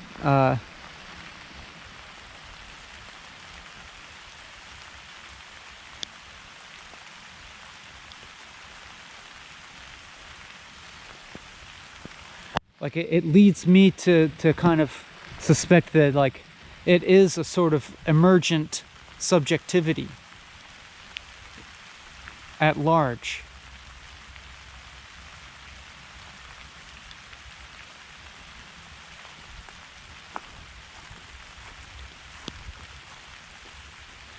That we are components of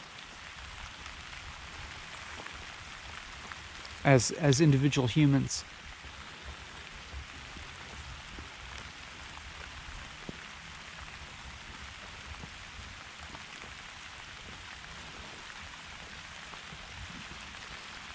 And it leads me to suspect that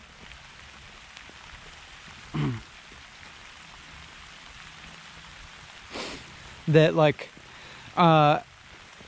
absence, like that the fact that any one of us is not, like, completely tuned in and identified with an emergent super consciousness is a form of limitation that in some weird way could be overcome, but what exactly that looks like, I can't quite comprehend right now.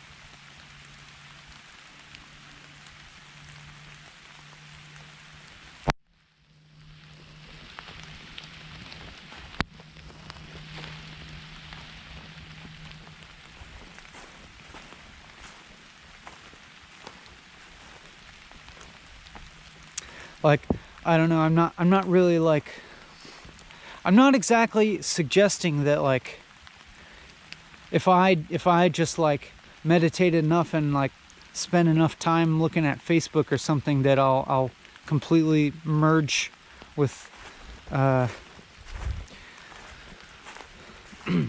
super consciousness of the internet.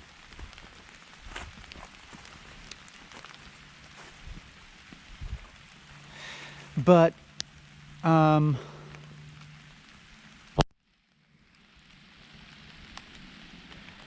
maybe I'm suggesting that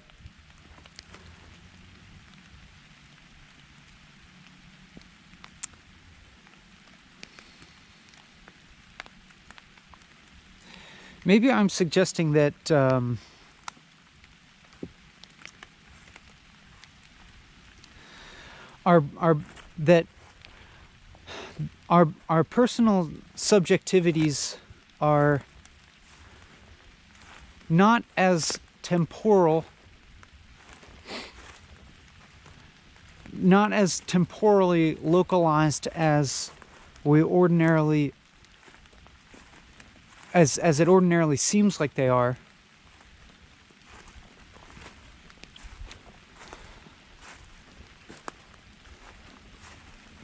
And that our subjectivities are not as limited to our bodies as it ordinarily seems like they are. So, for instance, as I've said before, when I walk and talk and I interact with you and I record some portion of my personality into information that then goes on to YouTube and, you know, becomes accessible to other subjectivities,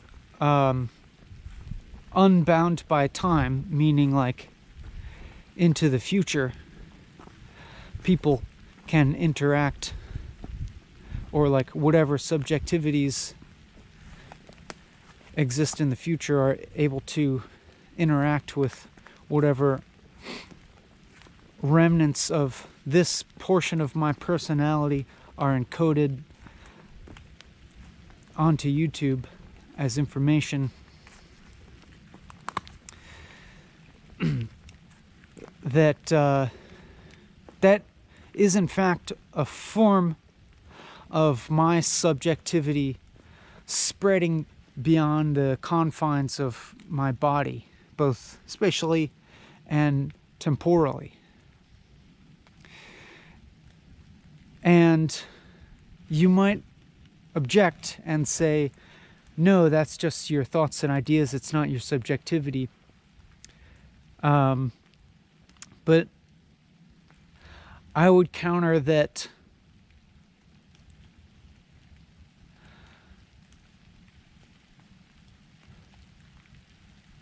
what I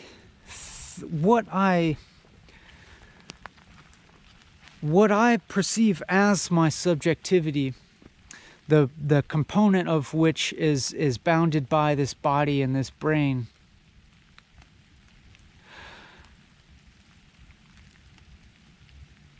is in fact a sort of an emergent construction that is created by a multitude of certain mental functions, mental properties. Like it's clear that it's you know, scientifically proven that there are multiple neurological functions that are active to create the sense of self, to like delimit, you know, the body from other.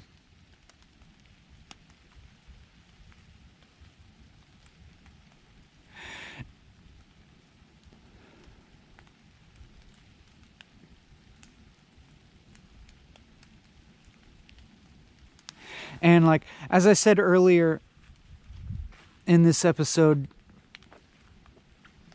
where the way that I can kind of observe myself talking and observe myself thinking and not be identified with that is kind of like certain experiential evidence against,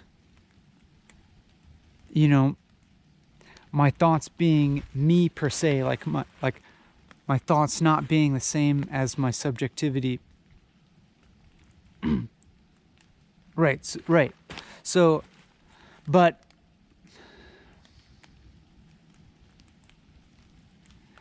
it's a little bit more like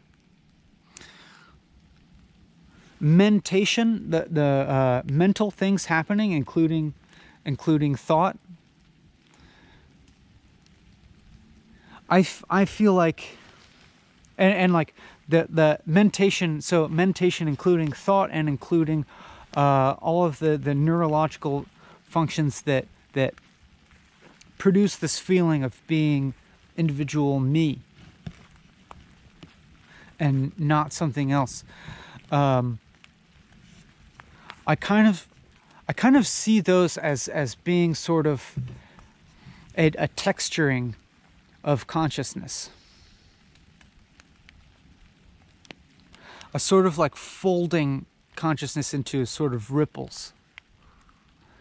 Or to use the analogy, like if consciousness is like a bed sheet, then like what the individual me is just like a little wadded up part of that bed sheet that like doesn't always realize that it's just bed sheet.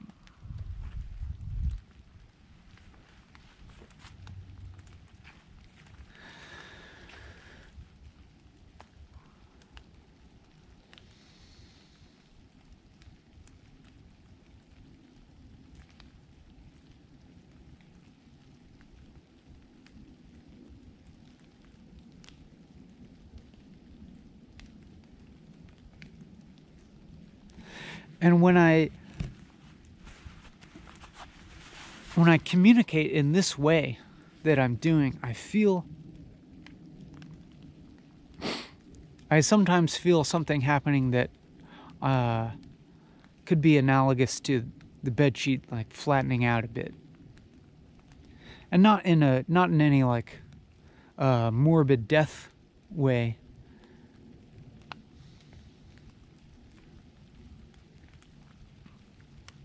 But it's like, you know, the linear temporality of time starts to like, the illusion of that thins out, and I can see through it.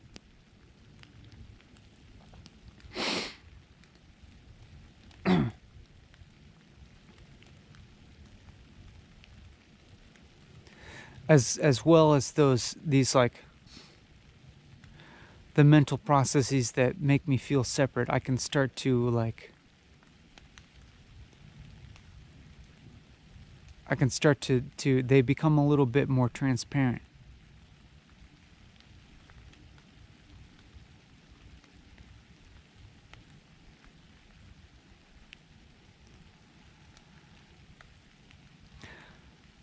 But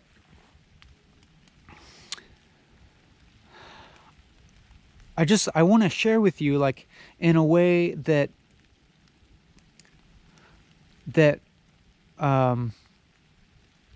requires nothing like hidden. Like, it's not that they're like, it's not that I have access to an experience that you don't have access to. I mean, like,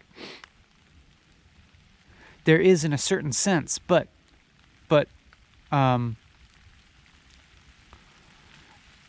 don't know how to say this, but it's like, this experience is also you.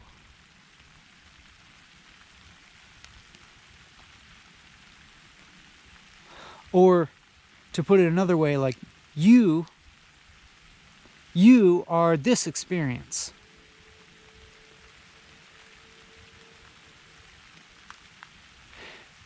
And like, maybe to get at what I'm talking about here, like, it might help you to, like, if you're looking at the YouTube screen now, maybe just look away from it for a moment and look at your other surrounding experiences, and just to sort of like take the focus off of me as an individuated person, and to just kind of take it back to your subjective experience. I mean, and we're just kind of saying that provisionally right now. I mean, the "your" is in quotes. Excuse me.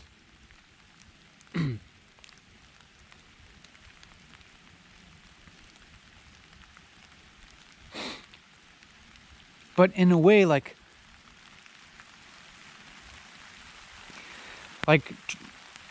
can we just kind of like be this experience in this moment?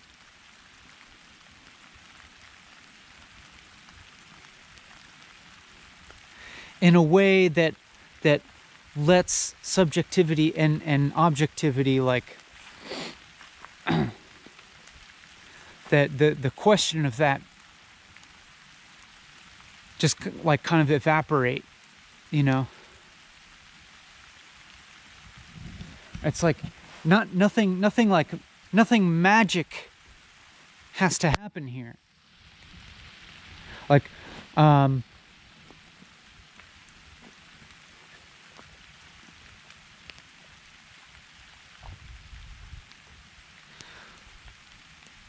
we're not looking for a new experience that we didn't have before.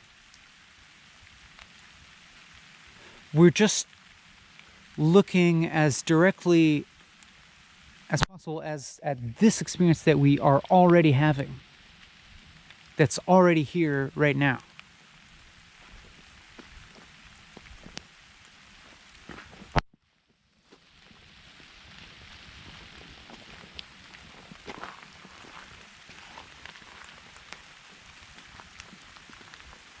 But we're not looking to add anything that we don't already have.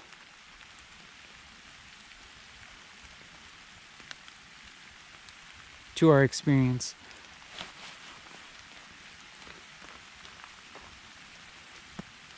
It's more just like letting this experience be, or being this experience.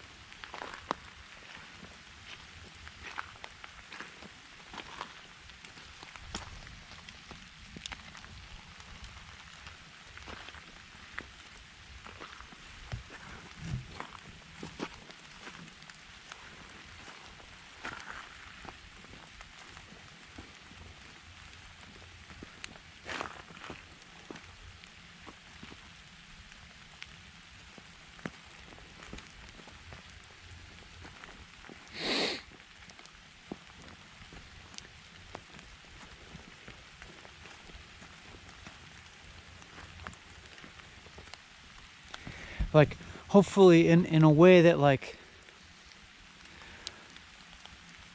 the dichotomy of self and other becomes just sort of like an optional dichotomy, an optional way of understanding reality.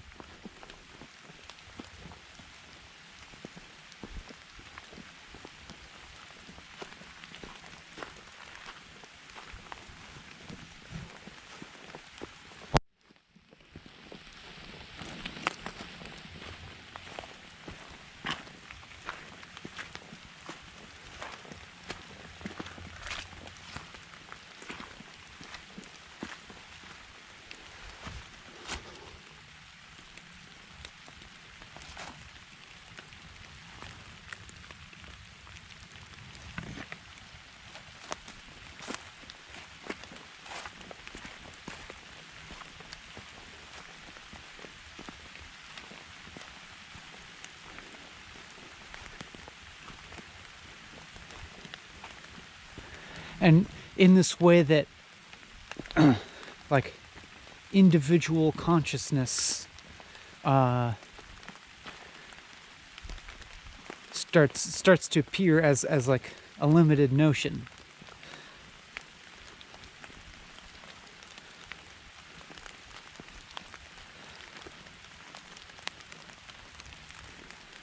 Where like the idea of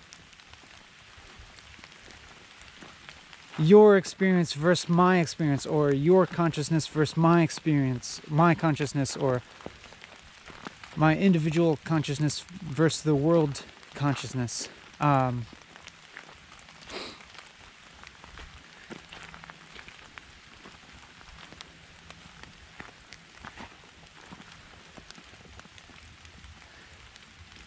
Can start to be like a moot point or something like that, or like not relevant.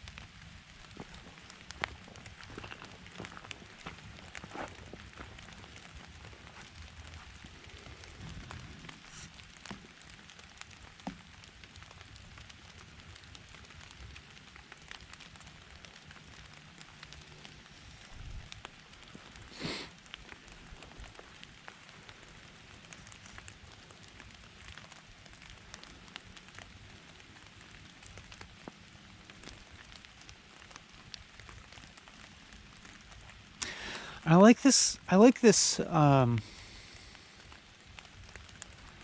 One thing about this experience is that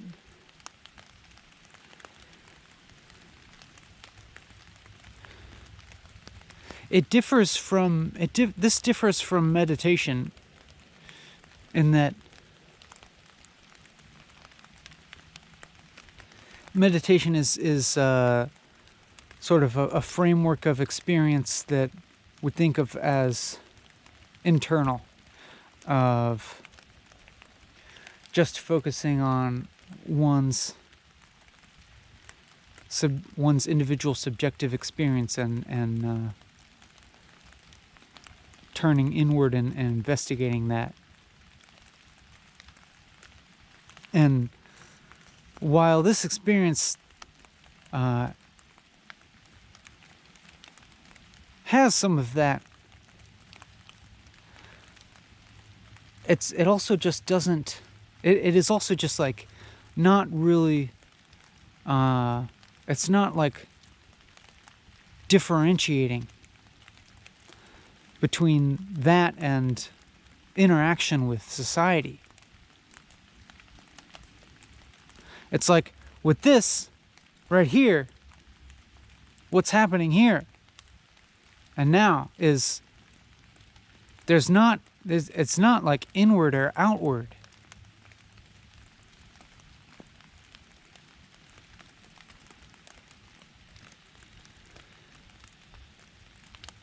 It's doing away with that kind of dichotomy.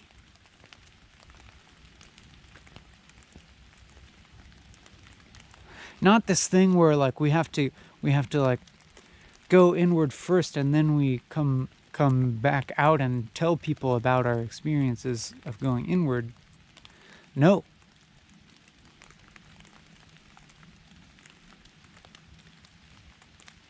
There's something more along the lines of like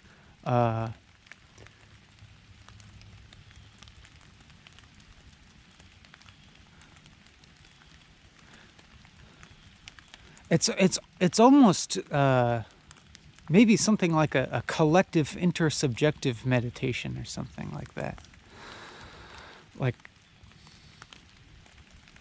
it's a collective communicative examination of what consciousness is.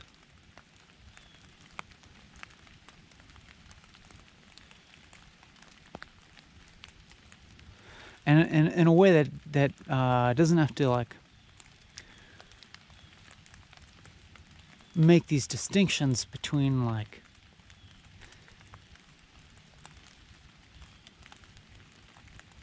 subjective introspection and societal interaction.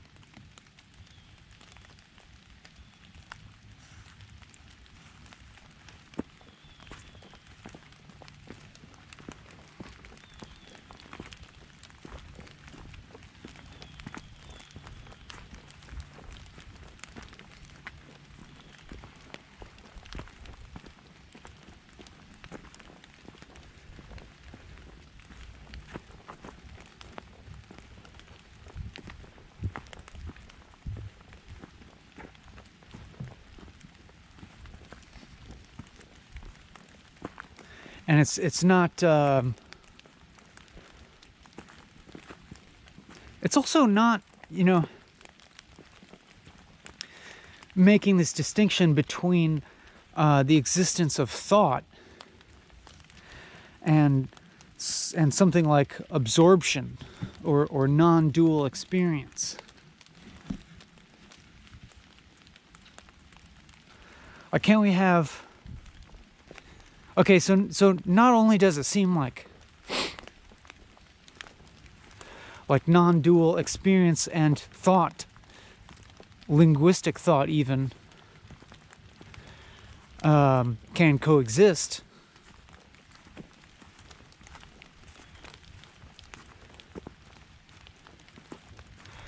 but even on another higher level of non-duality, it's like non-dual experience and dual experience can coexist.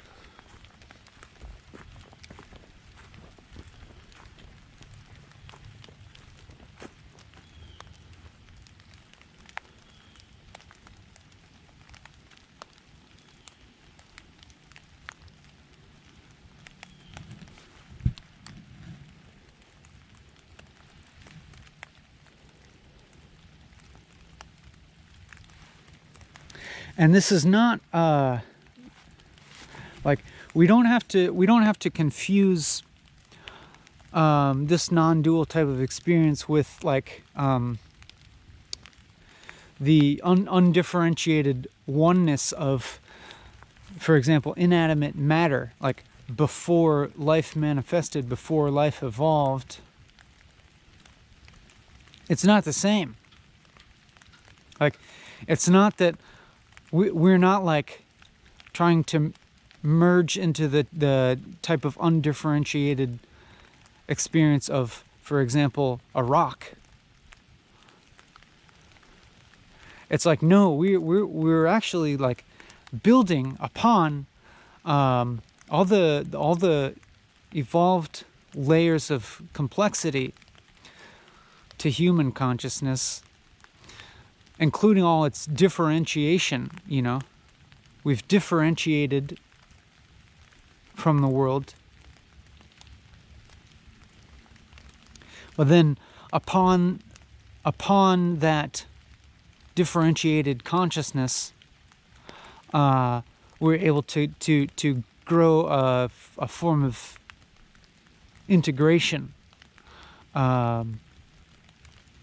back into the world, integrating that consciousness into something, into a higher order of consciousness that, you know, that kind of like includes with it all of the subordinate structures. You know, we're matter. You know, we're matter, we're cells, we're groups of cells. We're the reptilian brain, we're the mammalian brain, we're the neocortex.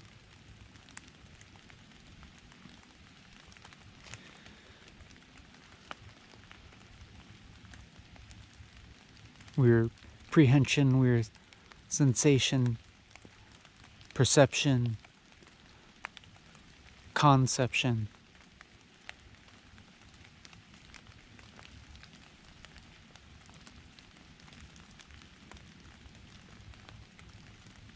We're all of that, and we're trying to become more.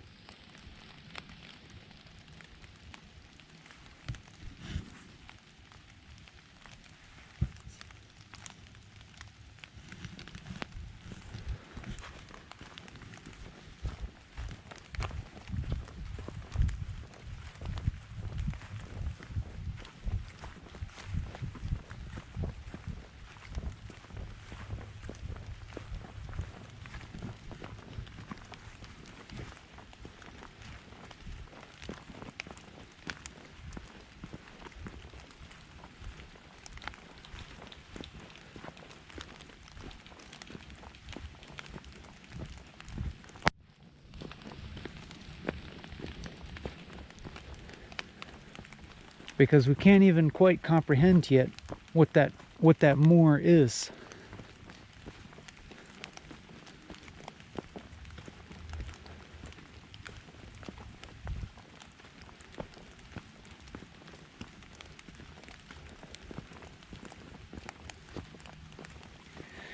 Does it already exist out there now?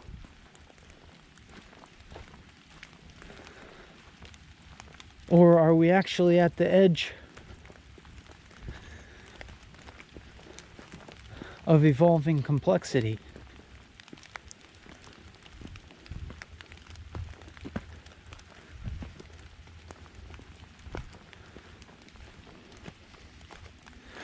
Or would this more entail a totally different conception of temporality?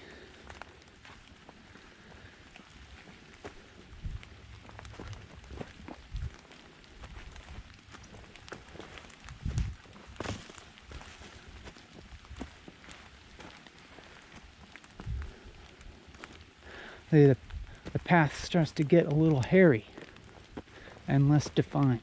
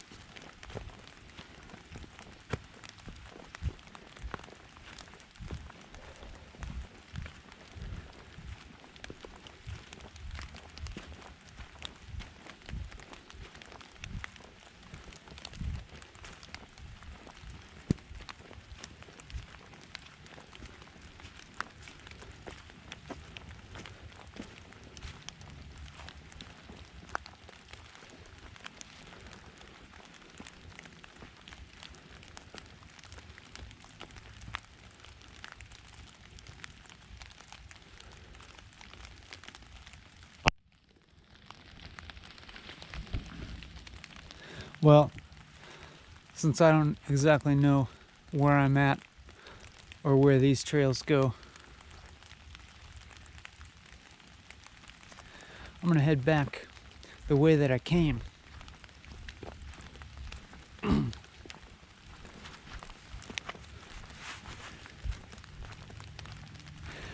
In order to be able to return to the known, in order to be able to return to my known reality, or based upon my memory of my immediate past, I can predict how I will return to my warm, sheltered place and with warm food and a bed, so that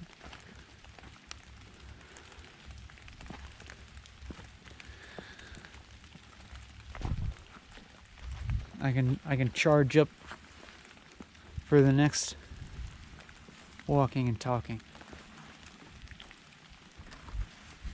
and so that I can upload this to you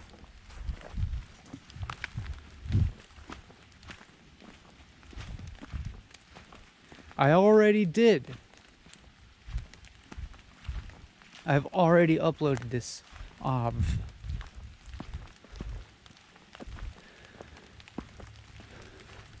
And here, witness the atemporality of this communication in effect.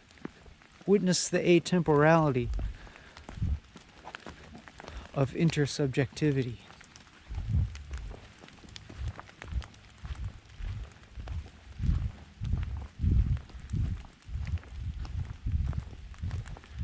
And let's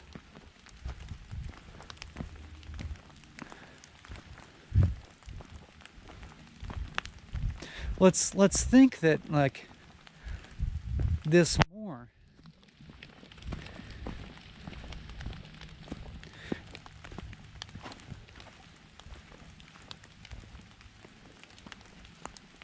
is atemporal in a way that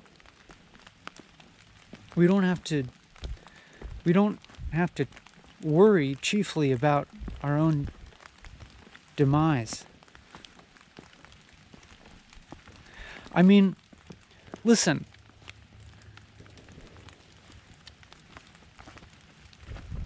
Worrying about dying is logical in a sense. I mean, of course, we keep ourselves alive. But also, it's like, you know, why don't we worry about having been born? Why don't we worry about the time in the past when we didn't exist? I mean, like, we can worry in the future about not existing anymore, but look, there was a past stretching back who knows how far, till the beginning of time, if that exists, which is orders of magnitude longer that we didn't exist than the time that we have existed, you know, as an individual person. Look, it's insane. It's insane that we exist right now. It's insane. It's totally improbable that you are alive right now. But look, you weren't alive, and now you are. And then you won't be.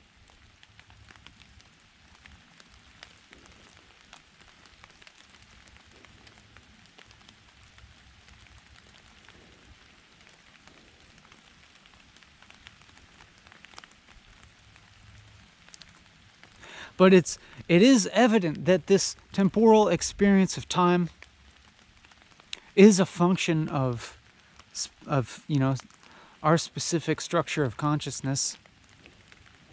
It's very specific. This understanding of time.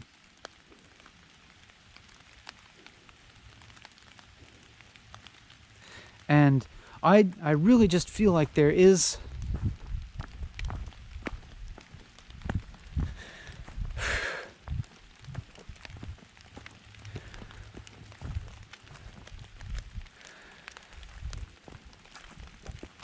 it's just that consciousness itself at its base level is atemporal, is not, you know, temporal.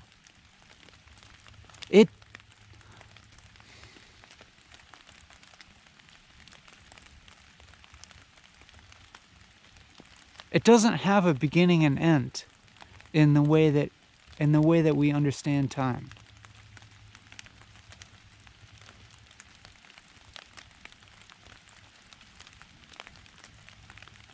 And also, it is fundamentally what you are.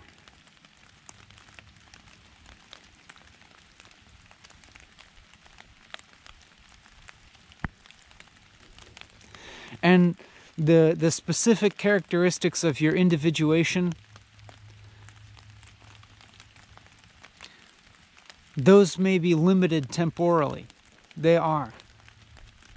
They come and they go.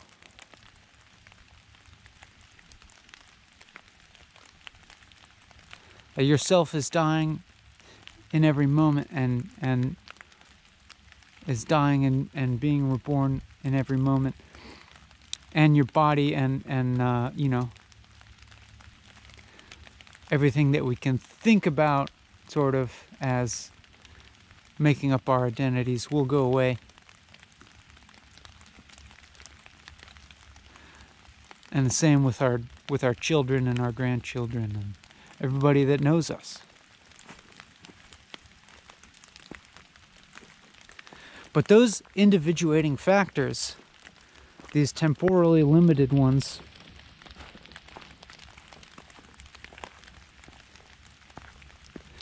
temporally and spatially, things that make you different, separate from the rest of the world, apparently, I really feel like they're like these ripples, you know, wrinkles. They're wrinkles of consciousness.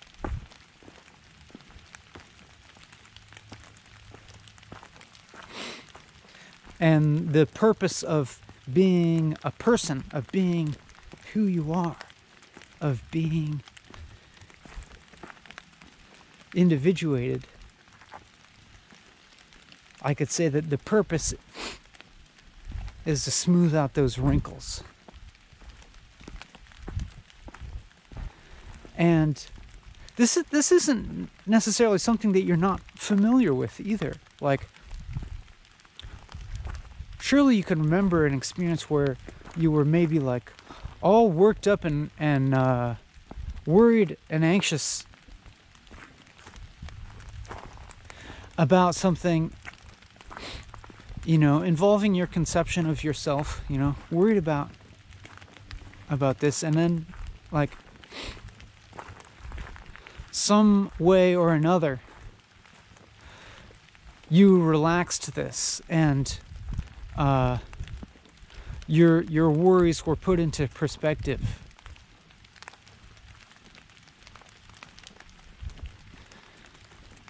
And you relaxed this like this self-centered anxiety, and moved into a feeling of peace. Surely you've had some sort of experience like that.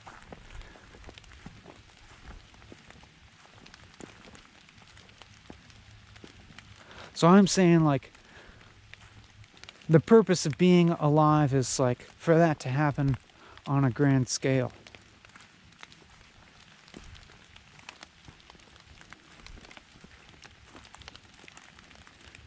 To de-wrinkle consciousness.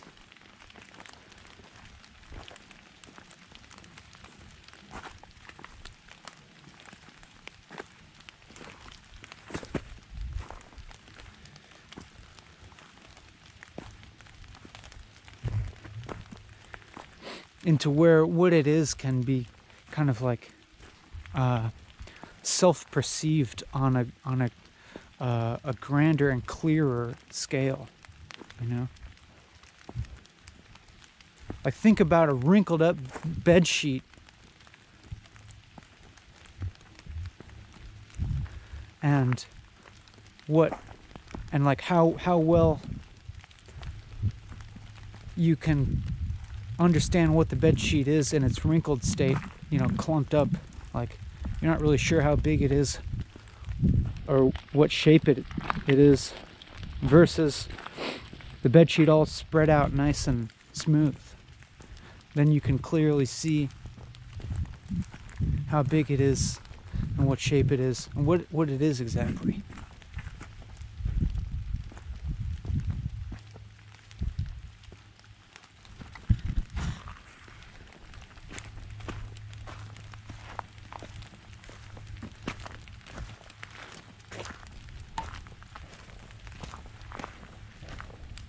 So why don't you just allow yourself to gravitate in life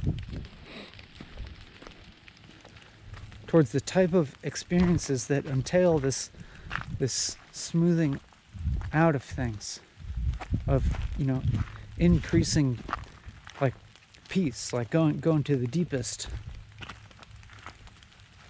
feelings of peace, which, it's not like it's probably not what you might think of as comfortable. Like, what I'm like, for instance, me like walking around in the woods on a slightly chilly, rainy day, it's not what I would have imagined being comfortable. But it's extremely joyful. Like, way deeper. This is way more joyful of an experience that I would have, like, sitting at home, watching a screen in supposed comfort.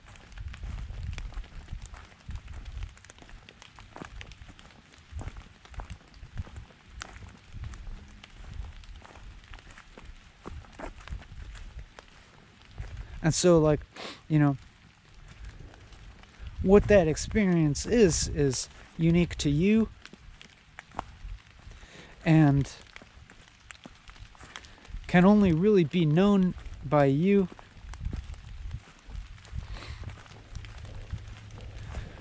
and probably pointed at by your intuition.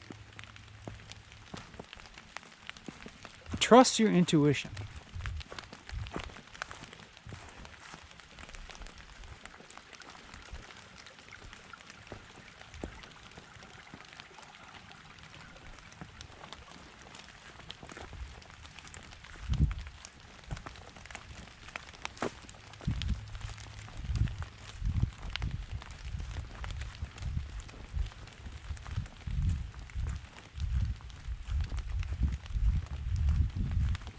But test it, keep testing it.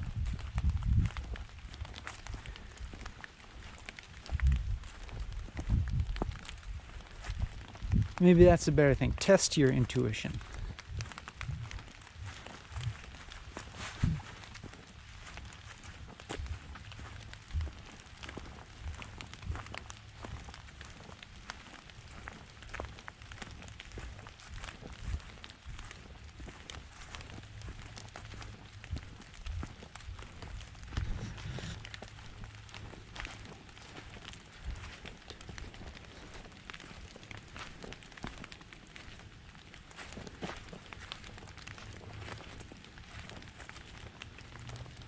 Whoa.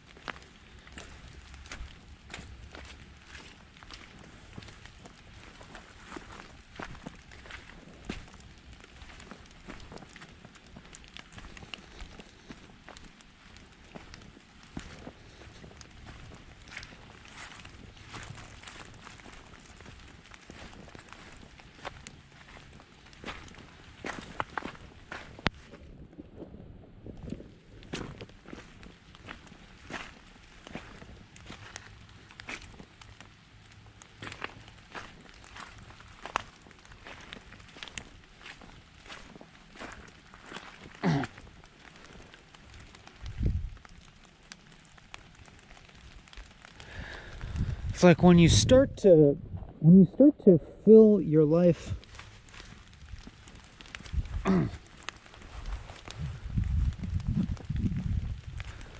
with the varieties of activities and experience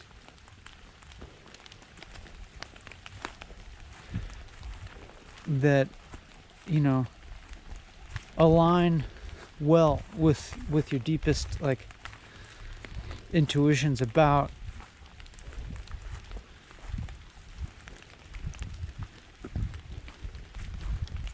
I don't know, about like meaning or whatever.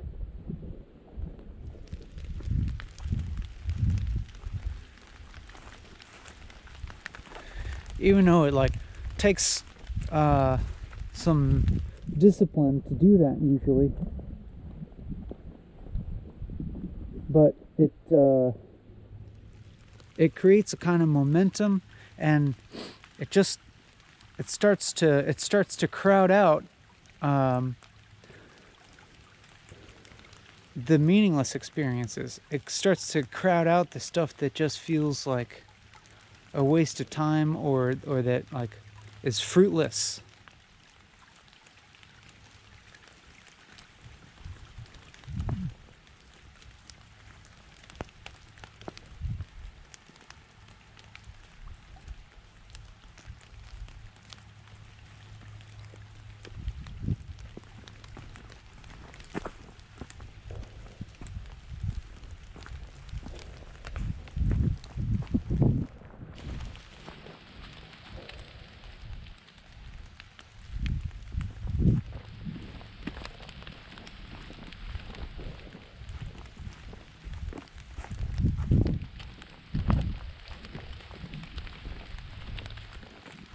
But, you know, I guess what I'm saying is kind of obvious.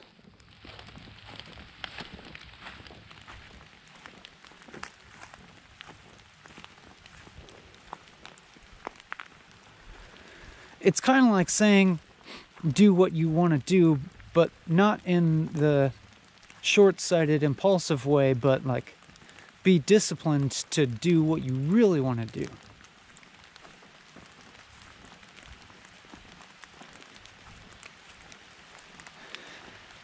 And I think I'm also saying that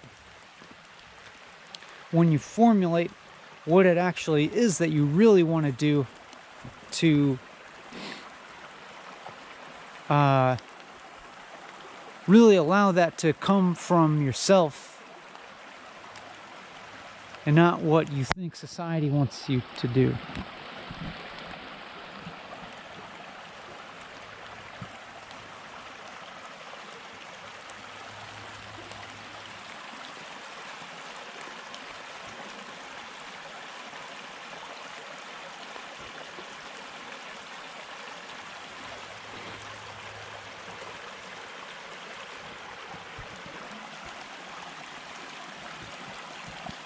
Tight.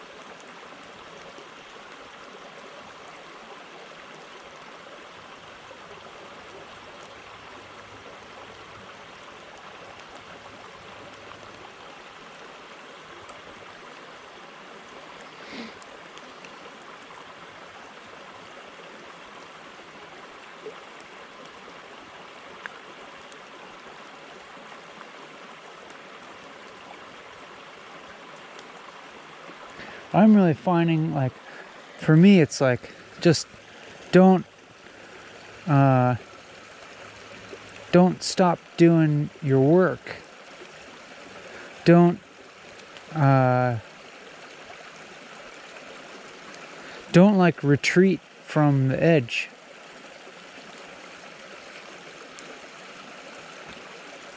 So if I ever start to retreat from the edge because I get unsure, that's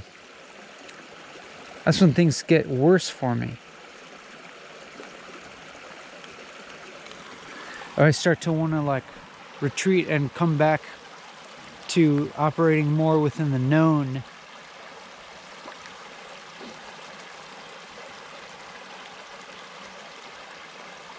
I just find that my life starts to fall apart and kind of spiral into a bad place. But like, if I keep doing my real work, which is like, you know, on the edge of the known for me, pushing against my edge of the known,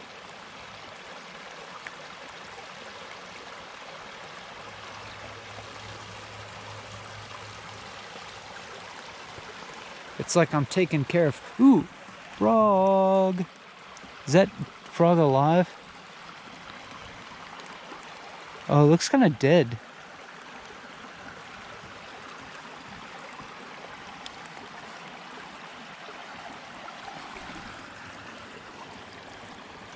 That frog is dead. Dead frog. Sorry, buddy.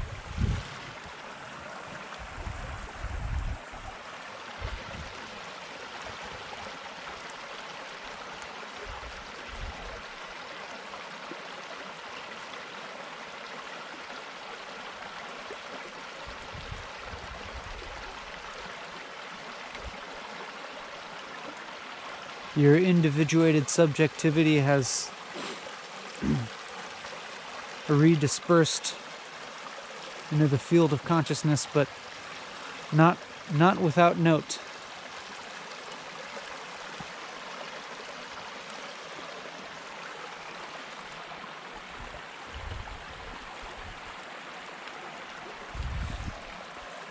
You did your duty.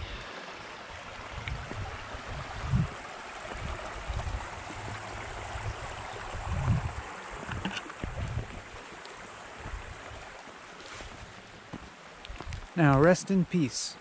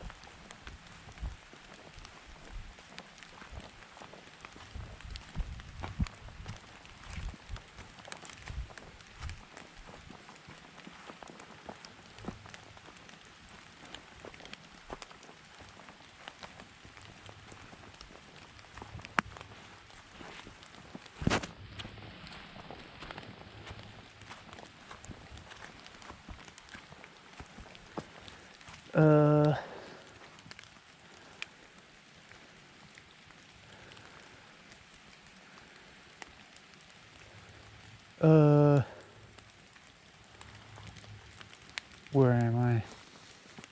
Oh, to raccoon, perhaps.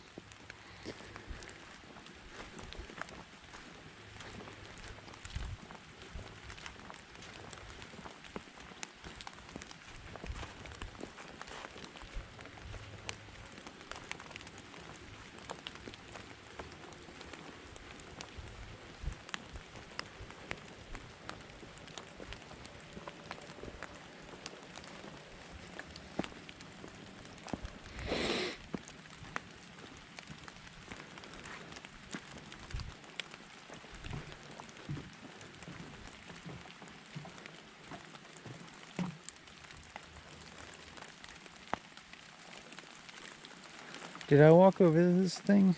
I think I did.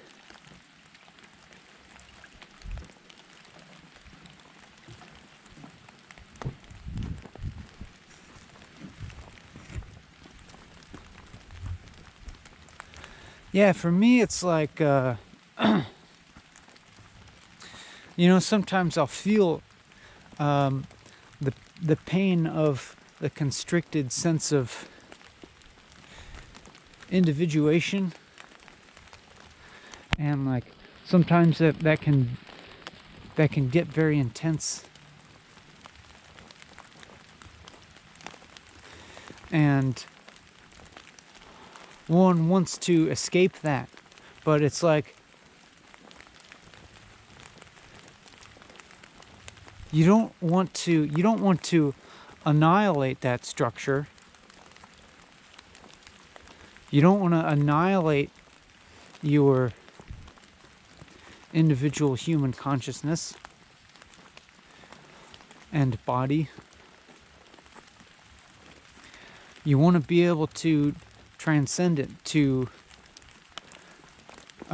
connect it in with something more expansive. And like that's the way to alleviate, I think.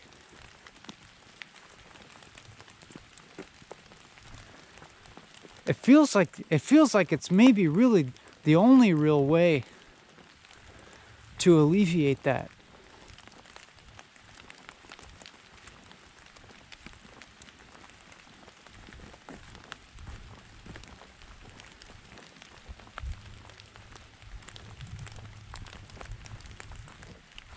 It's just like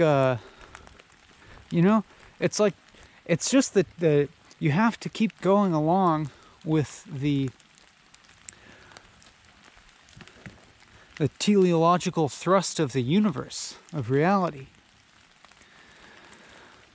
Just like the way that, like, with the evolution of societies, like, there's always, there's problems in society, but you don't fix them by regressing to a previous structure of society. You have to transcend them into something more encompassing. And thus it is with like the human consciousness. Like there's, you'll experience problems with yourself, but you don't want to permanently regress to a stage of development that you've already passed through, unless it is only temporary in order to repair a trauma there or something like that. And you don't want to annihilate this whole structure that has evolved.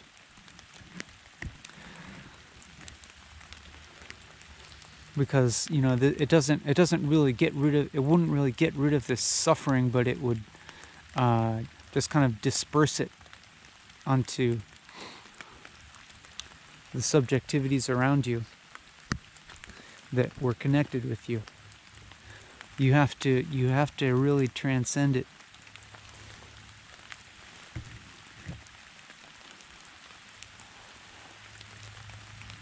And you have to become something that you can't really conceive of yet.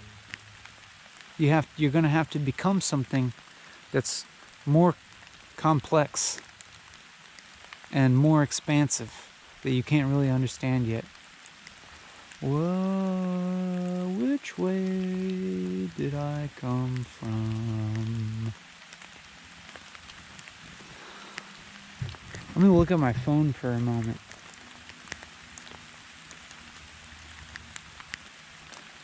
I'm not showing you this. You can't see me.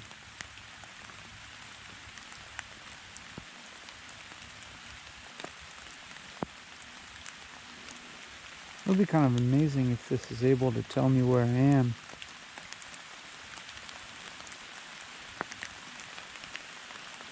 Does it know where I am?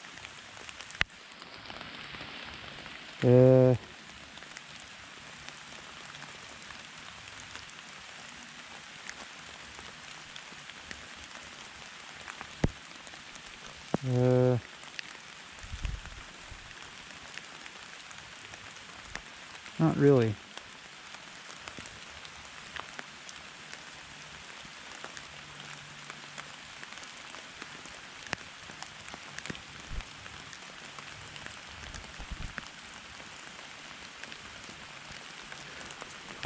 But It seems like,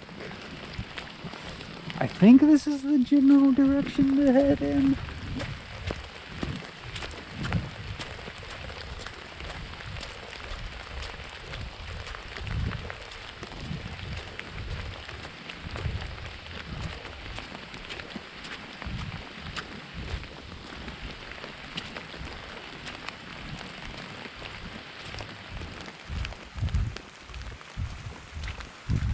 You know what would be great right now? Is getting out my umbrella and my tea.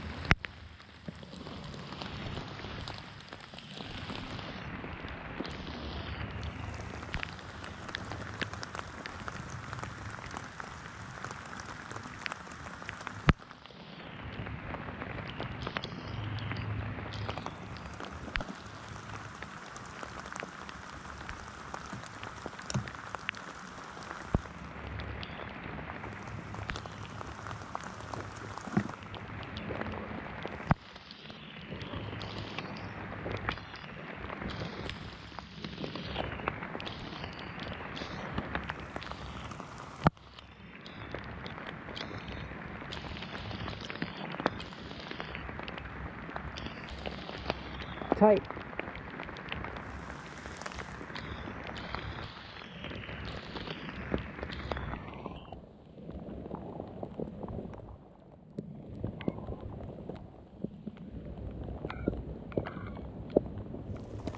I'm prepared.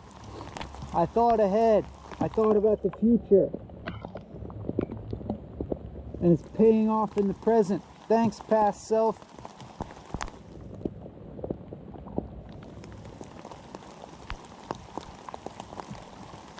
Tight.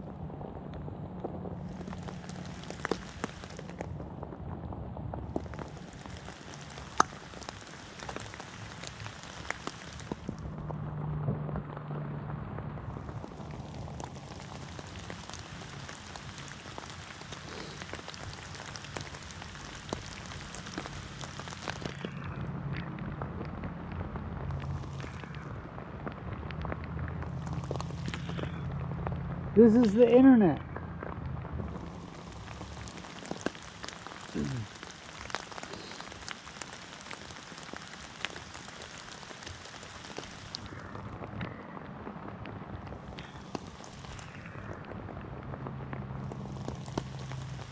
The emerging superconsciousness that we've all been waiting for.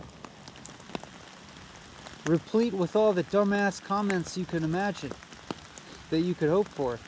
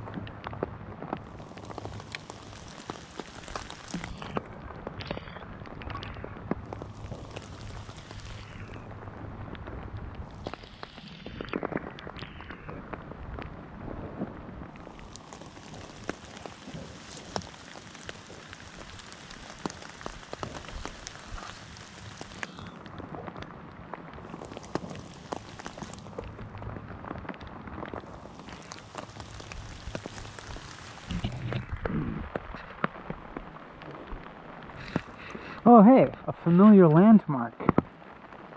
Sweet.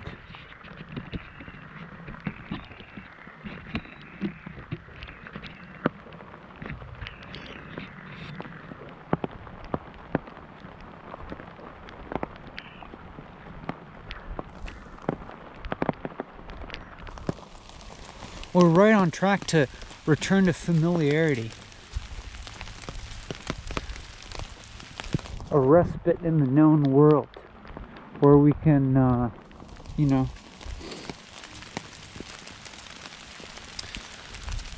we can try and arrange things. That is so cool.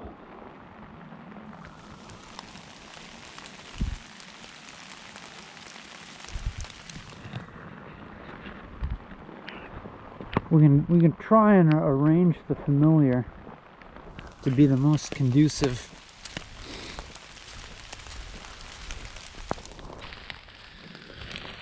towards exploring the margins.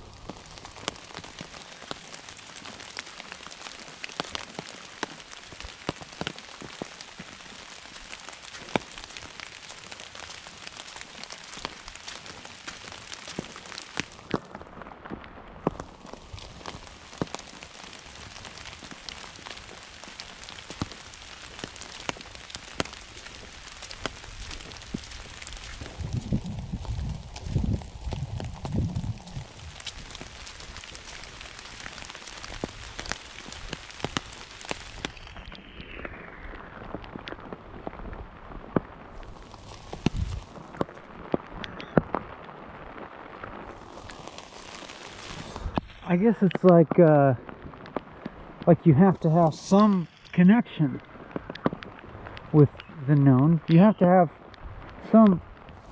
You have to be connected with what already is. You know, that's like the basis.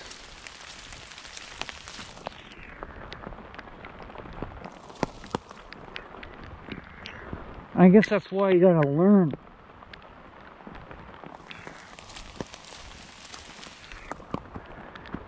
It helps. That's why you gotta learn the existing structures of knowledge.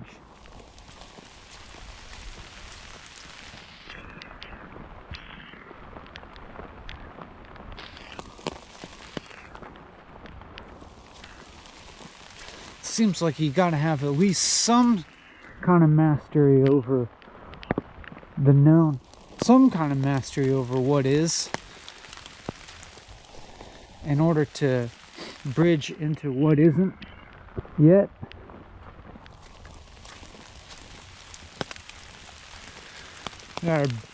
We gotta bring what isn't into what is.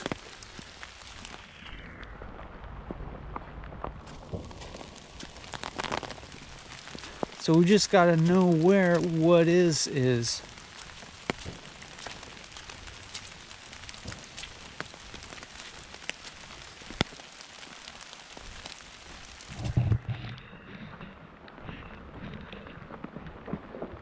I'm getting kind of wet and cold. But that's alright.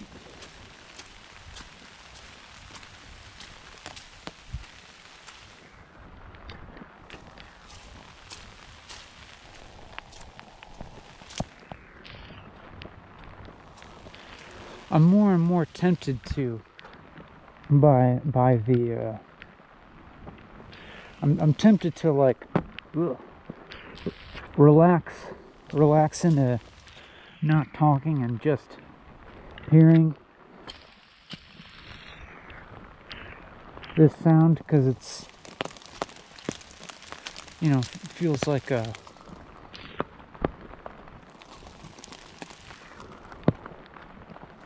it feels pleasant.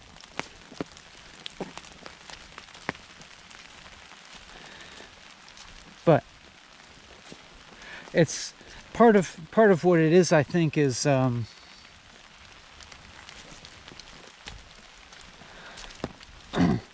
like when we get tired of ourselves, maybe it's a little bit like that might be connected with like being identified with intention, like believing the intentionality to be a part of ourselves. And damn thorns. That was interesting. Like you detected a like note of annoyance in my voice when I said damn thorns, because it was like the third time that the thorn had caught on my umbrella. And then like as I was doing it, as I was saying that, I did kind of feel the optionalness, the optional nature of manifesting that annoyance. Like it did kind of like happen as pattern or as habit. It's like, oh, okay, I'm supposed to get annoyed now. But then I was like, oh.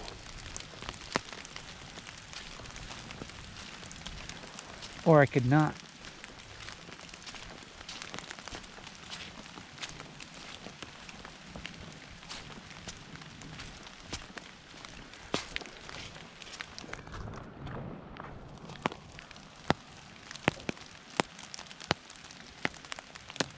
But yeah, like, you know, getting sick of feeling our own sense of agency, of like doing things, like feeling ourselves doing things, and then like you need a respite from that. And so it's like entertainment, you know, like using the sound of the falling rain on the umbrella as a form of entertainment to immerse yourself in someone else's, in some other agency, some other manifestation. Well, like, and entertainment media is like, watching TV to like unwind after a day of work or something. So gratifying to be able to to project one's own internal struggles and life narrative onto the fictionalized narratives of others that we see, to be able to relate to a fictional narrative that and particularly maybe it's even more comforting knowing that there's like thousands of other people also relating to that this fiction. Like to know that we can all relate to this narrative, that we're not alone in our struggles.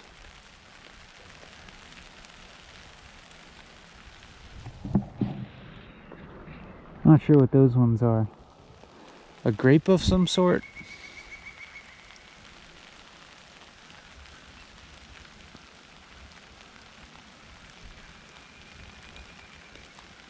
Maybe not.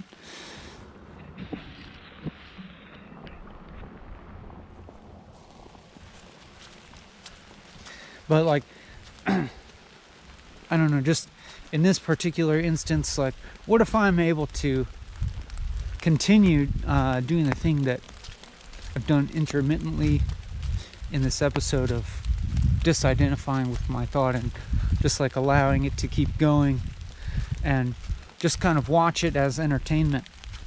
Just kind of like listen to myself talking like listening to the radio. Could it be entertaining?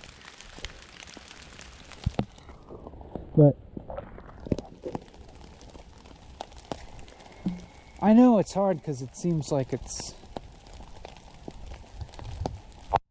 both subject and object would seem to be coming from the same mind. But I guess it could encourage me to to really identify with like really baseline fundamental level of consciousness, and to really objectify the individuated structures of selfhood in order to be able to watch it like a TV show.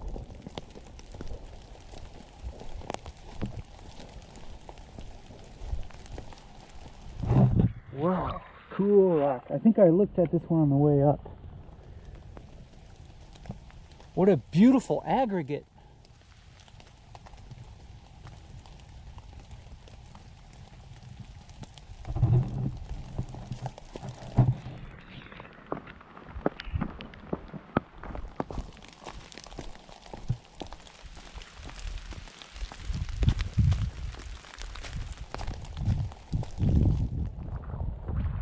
The best episode of Walking and Talking is the one that I'm doing right now. It's always the one that I'm doing. It's always the best, the ultimate.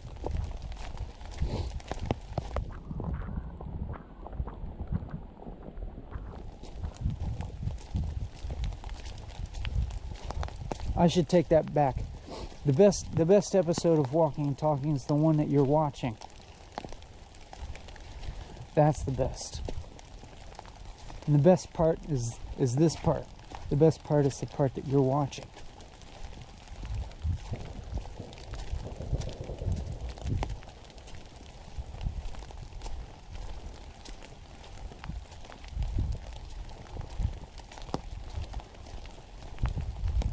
This is what success is. Success is just a manner of continuing to do, continuing to manifest something.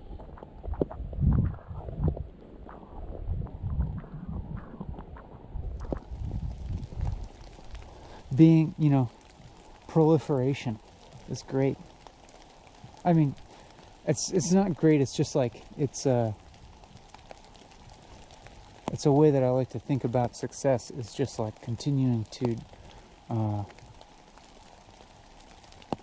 proliferate a phenomenon.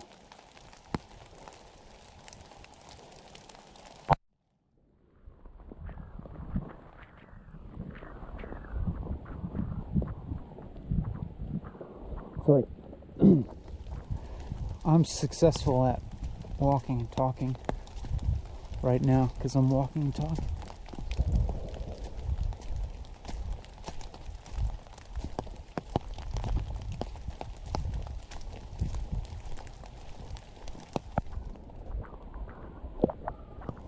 If I wasn't walking and talking right now, I wouldn't consider myself successful at walking and talking. Needless to say,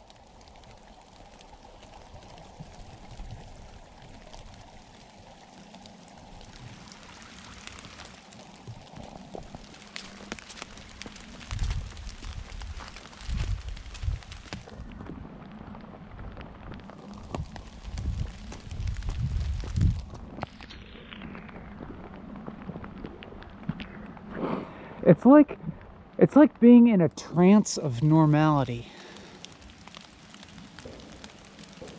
I mean, not normality in the sense of conventionality, but it's as if I'm like entranced in everyday mind.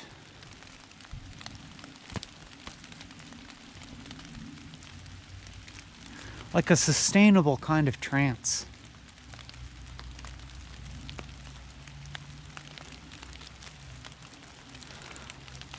Not trance in the sense of like being disconnected with the world.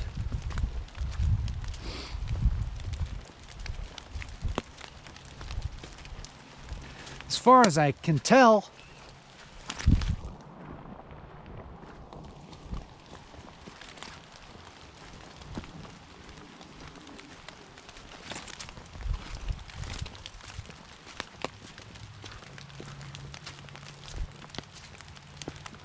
but just like, I don't know, just like entranced with what already is. Yeah,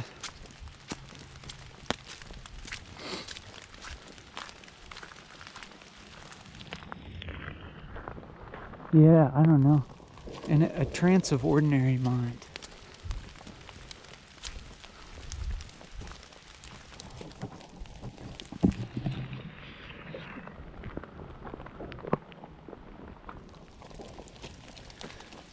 A trance that you couldn't tell that I'm in. A trance compatible with going to the grocery store.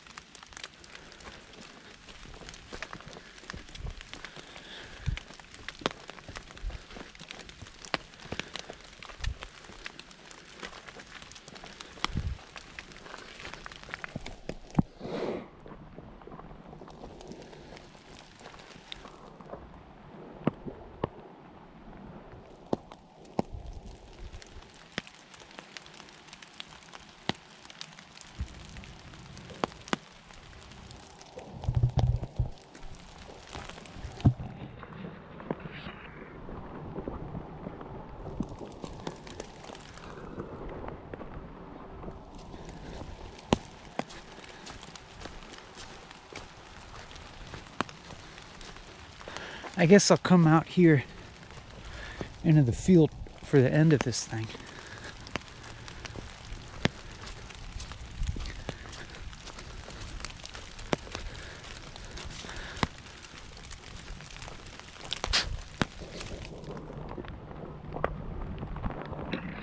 Change up the feel again. Broad view, openness.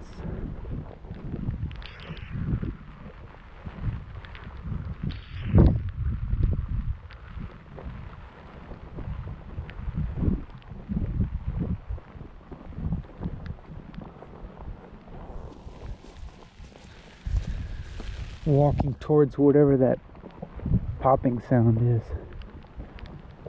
That sound of gunfire or whatever the heck it is.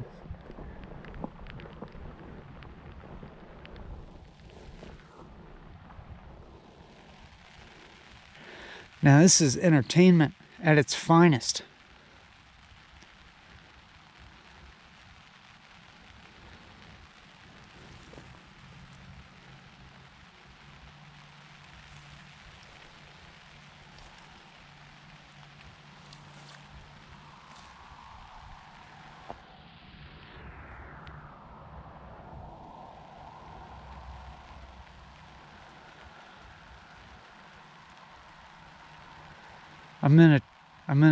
I'm entranced by this entertainment.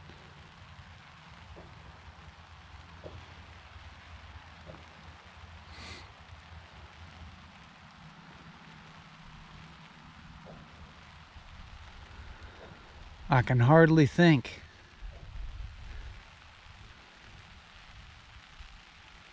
Is that true?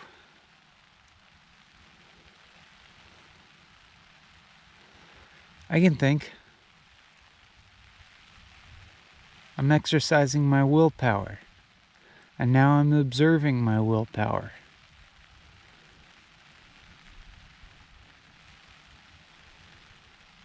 To keep talking. It's funny, you know, seeing that thought form, and then feeling the words come out of my mouth.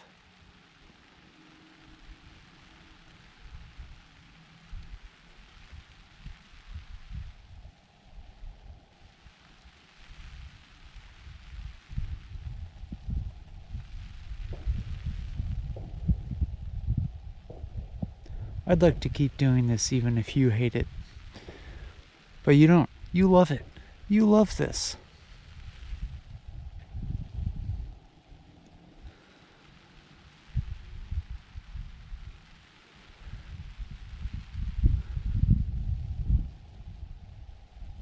You feel excited to be alive. You feel a renewed wonderment in the mere fact that you are alive, in the mere fact that there is life and consciousness to begin with. It's so obvious, but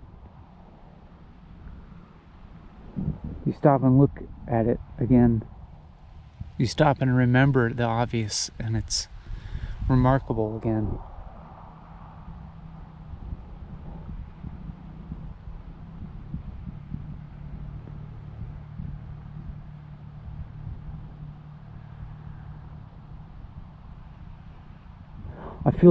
I'm noticing the reverent tone in my voice, and I feel tempted to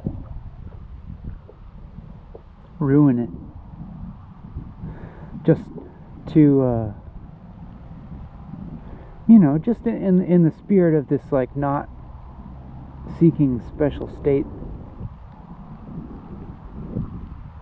kind of thing, and like not to make walking and talking into a form of entertainment or a form that is addictive or manipulative in the sense that it's like, could predictably be relied on to incite reverent or sublime feeling.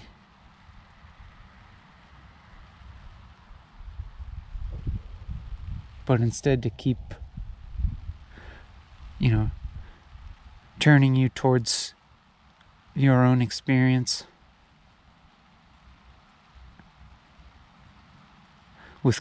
with clear-eyed eyes. Clear eyes. Clear and accepting eyes.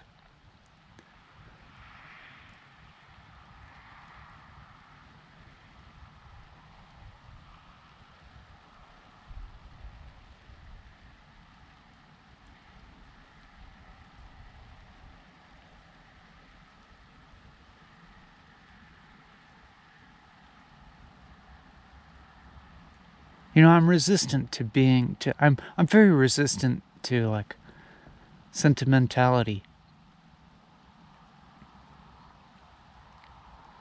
I think for good reason. But in one sense, I feel like saying that, like, this is love for me. This activity.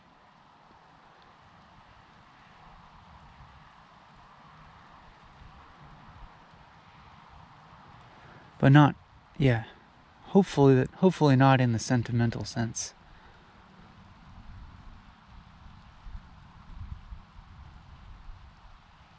But it also needn't be said.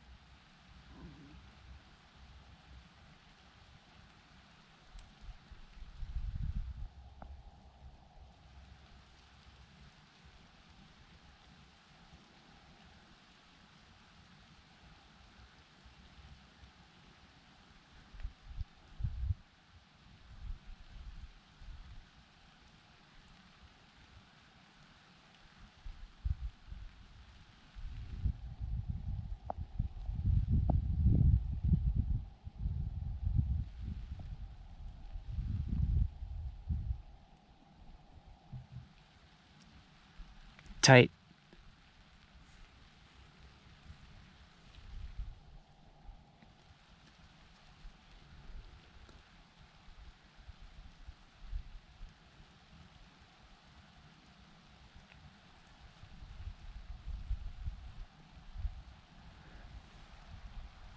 Damn.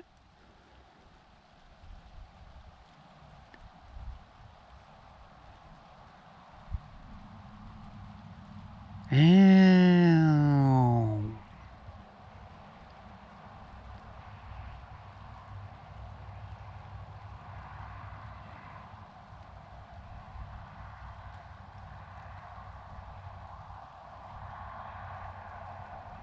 What is up?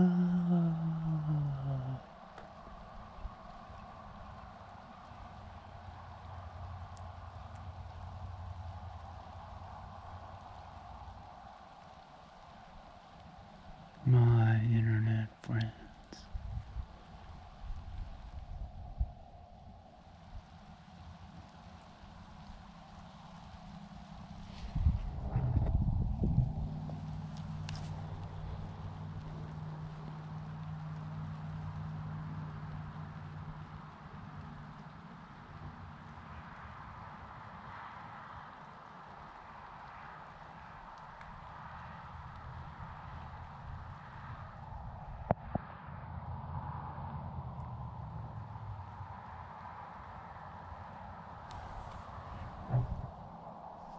Tight.